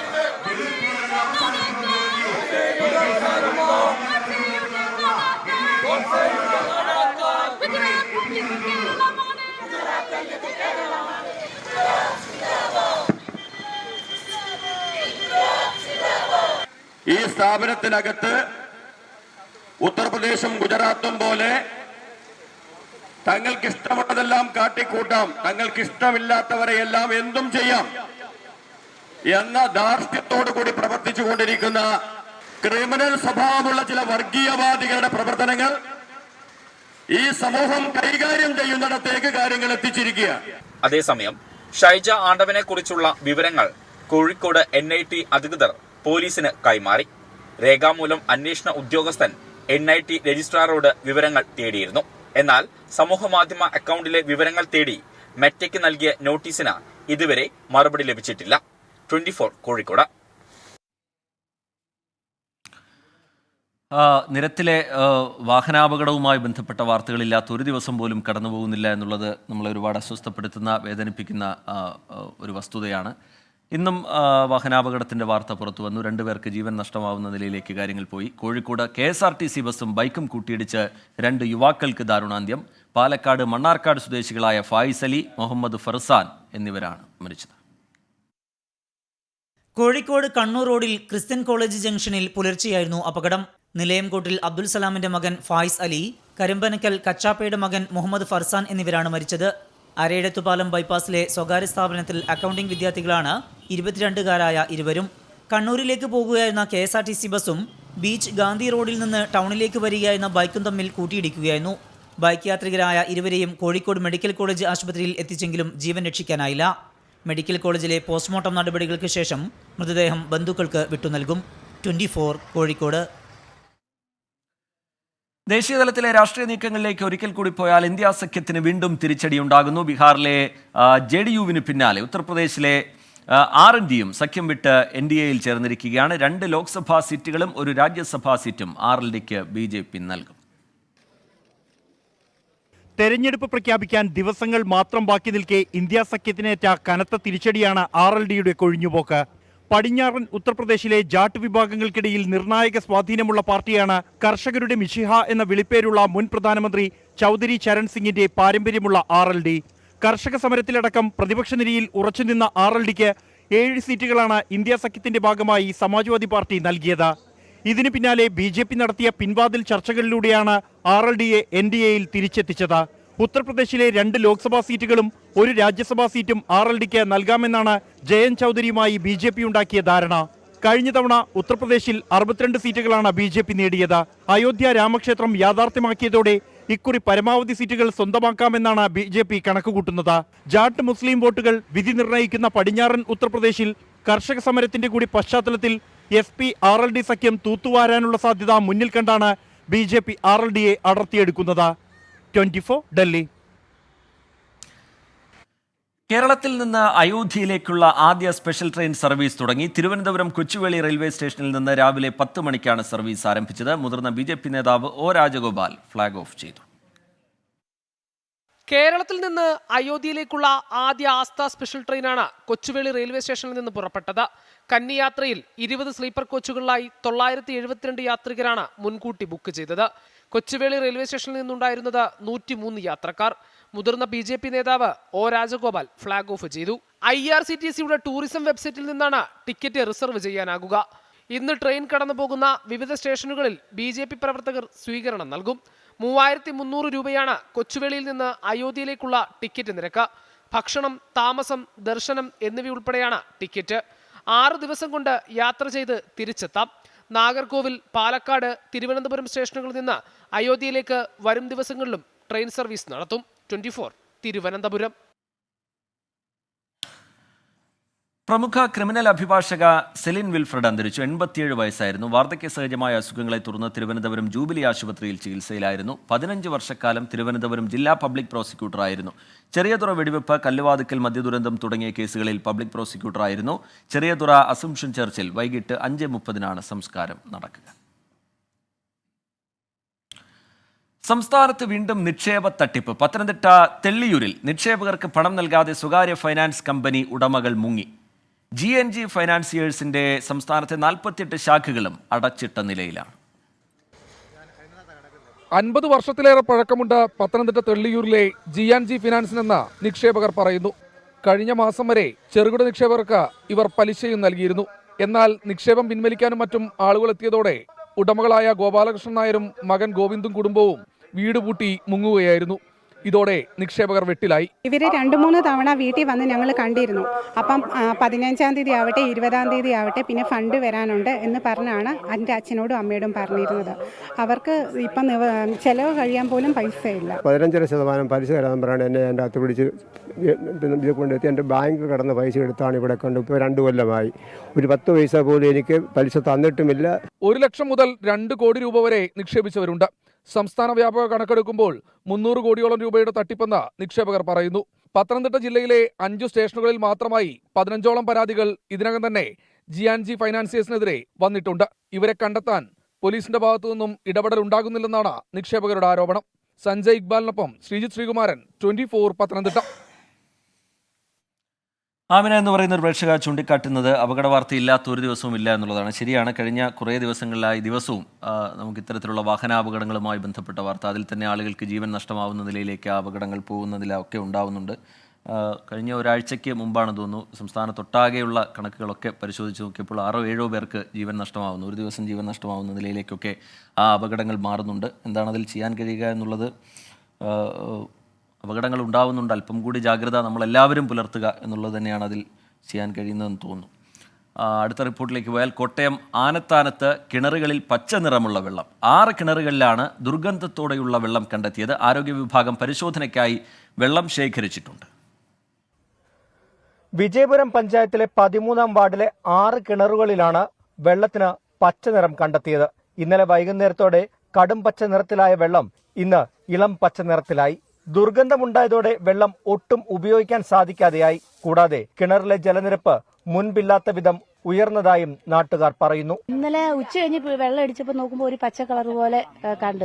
നമ്മൾ എന്താന്ന് നമുക്കും അറിയില്ലായിരുന്നു. പിന്നെ നോക്കുമ്പോൾ നമ്മുടെ മെയിൻ ടാങ്കിൽ ചെന്ന് നോക്കിയപ്പോൾ പത പോലെ കാണുവാണ്. അന്നേരം നമ്മൾ പിന്നെ കിണർ വന്ന് നോക്കിയപ്പോഴത്തേന് പച്ച കളർ. വെള്ളമില്ല, ഞങ്ങൾക്ക് വെള്ളമില്ല. ഈ കിണറിനെ ആശ്രയിച്ച് ഞങ്ങൾ എല്ലാവരും ജീവിക്കുന്നത്. അതെ, ഒന്നും പറ വെള്ളമില്ലാന്ന്. അതാണ് ഞങ്ങളുടെ ഏറ്റവും വലിയ. ആരോഗ്യ വിഭാഗം പരിശോധനയ്ക്കായി വെള്ളം കൊണ്ടുപോയിട്ടുണ്ട്. ശുദ്ധജലം ലഭ്യമാക്കാൻ വിജയപുരം പഞ്ചായത്തും നടപടി സ്വീകരിച്ചു. ഇവിടുത്തെ ഒരു പുതുകിണർ പോലെ ഒരെണ്ണം ഇവിടെയുണ്ട്. അതിലാണ്ട് 13 കുടുംബങ്ങൾ അതിൽ നിന്ന് വെള്ളം എടുക്കുന്നുണ്ട്. ഇപ്പം നിലവിൽ ഇവർക്ക് ഇപ്പം കുടിവെള്ളത്തിൻ്റെ ഒരു പ്രശ്നമുണ്ട്.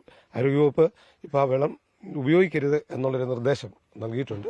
അപ്പം പഞ്ചായത്തിൽ നിന്ന് ശുദ്ധജലം എത്തിച്ചു കൊടുക്കാനുള്ള നടപടിയും പരിശോധന വേഗത്തിലാക്കാനുള്ള നിർദ്ദേശവും നമ്മൾ അധികൃതർക്ക് നൽകിയിട്ടുണ്ട്. ഉയർന്ന പ്രദേശമായതിനാൽ മാലിന്യം കലരാനുള്ള സാഹചര്യങ്ങളൊന്നുമില്ലെന്നാണ് നാട്ടുകാർ പറയുന്നത്. അതുകൊണ്ട് തന്നെ വലിയ ആശങ്കയിലാണ് ഇവർ. അറിയിപ്പുണ്ടാകുന്നതുവരെ വെള്ളം ഉപയോഗിക്കരുതെന്നും പഞ്ചായത്ത് നിർദ്ദേശിച്ചിട്ടുണ്ട്. 24 കോട്ടയം. PF പെൻഷൻ ആനുകൂല്യം ലഭിക്കാത്തതിനെ തുടർന്ന് തൃശൂർ സ്വദേശി ശിവരാമൻ ആത്മഹത്യ ചെയ്ത സംഭവത്തിൽ PF ഉദ്യോഗസ്ഥരെ പോലീസ് ചോദ്യം ചെയ്തു. ആവശ്യപ്പെട്ട രേഖകൾ ഹാജരാക്കാത്തതിനെ തുടർന്നാണ് ആനുകൂല്യങ്ങൾ നിഷേധിച്ചതെന്നാണ് ഉദ്യോഗസ്ഥരുടെ മൊഴി. ശിവരാമന്റെ കുടുംബാംഗങ്ങളുടെ മൊഴി അടുത്ത ദിവസം രേഖപ്പെടുത്തും. ശിവരാമന്റെ ആത്മഹത്യയിൽ കേസെടുത്തതിന് പിന്നാലെയാണ് എറണാകുളം നോർത്ത് പോലീസിന്റെ നടപടി. 2019 ഓൺലൈൻ വഴി മാത്രമാണ് ശിവരാമൻ ആനുകൂല്യങ്ങൾക്കായി അപേക്ഷിച്ചതെന്നാണ് PF ഉദ്യോഗസ്ഥരുടെ മൊഴി. അപേക്ഷയ്ക്കൊപ്പം നൽകിയ ആധാർ കാർഡിലെ ജനനതീയതിയും യഥാർത്ഥ ജനനതീയതിയും തമ്മിൽ പൊരുത്തക്കേടുള്ളതിനാൽ അനുബന്ധ രേഖകൾ ആവശ്യപ്പെട്ടു. എന്നാൽ സാവകാശം നൽകിയിട്ടും ശിവരാമൻ രേഖകൾ ഹാജരാക്കിയില്ലെന്നും ഉദ്യോഗസ്ഥർ മൊഴി നൽകി. ശിവരാമന്റെ കുടുംബാംഗങ്ങളുടെ മൊഴി അടുത്ത ദിവസം പോലീസ് രേഖപ്പെടുത്തും. സംഭവത്തിൽ മുതിർന്ന PF ഉദ്യോഗസ്ഥർ ആഭ്യന്തര അന്വേഷണവും ആരംഭിച്ചിട്ടുണ്ട്. എറണാകുളത്തെ റീജിയണൽ ഓഫീസിൽ സംസ്ഥാന സ്പെഷ്യൽ ബ്രാഞ്ചും പോലീസും ഇന്നലെ തെളിവെടുപ്പ് നടത്തിയിരുന്നു.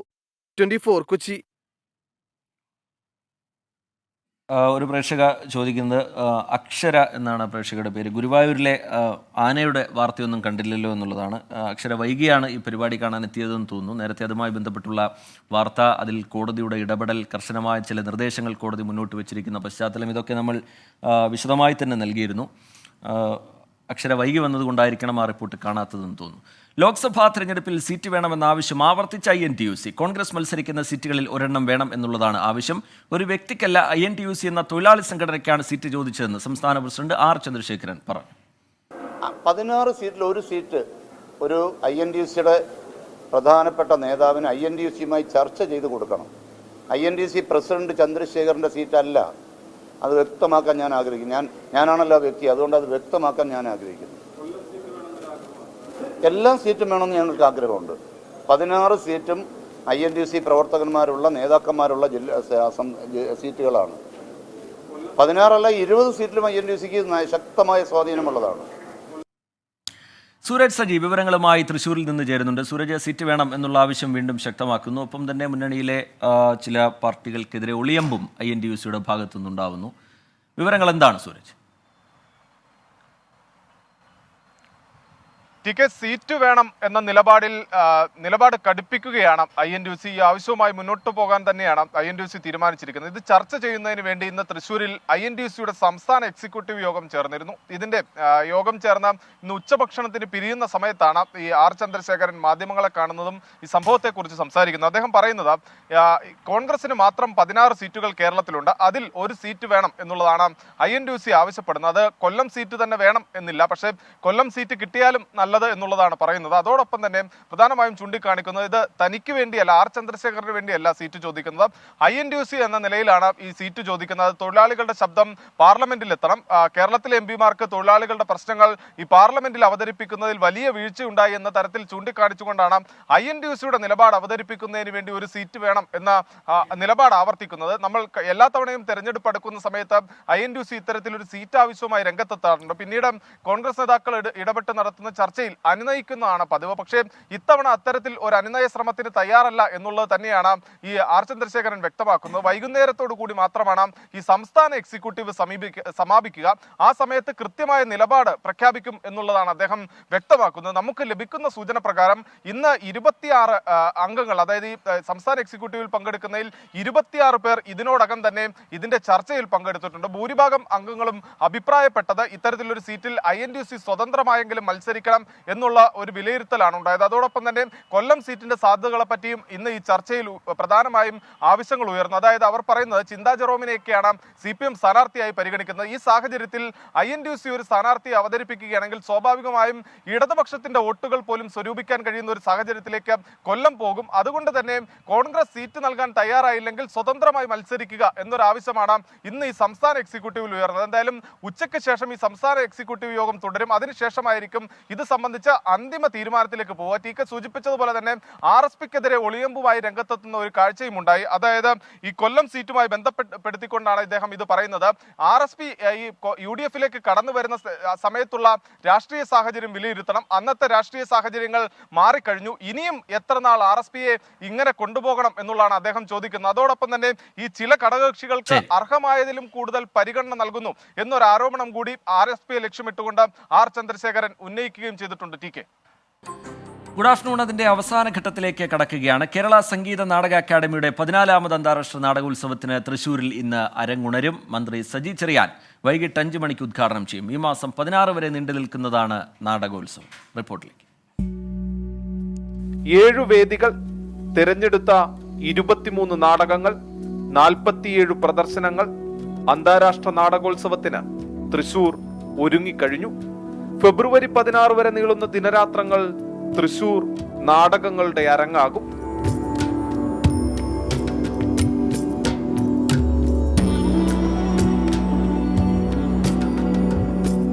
സമകാലിക രാഷ്ട്രീയം തുടങ്ങി വിവിധ വിഷയങ്ങളിൽ സംവദിക്കുന്ന നാടകോത്സവത്തിന് ഒരുമ, സമാധാനം, ദൃഢവിശ്വാസം എന്നതാണ് ഇത്തവണത്തെ ആപ്തവാക്യം.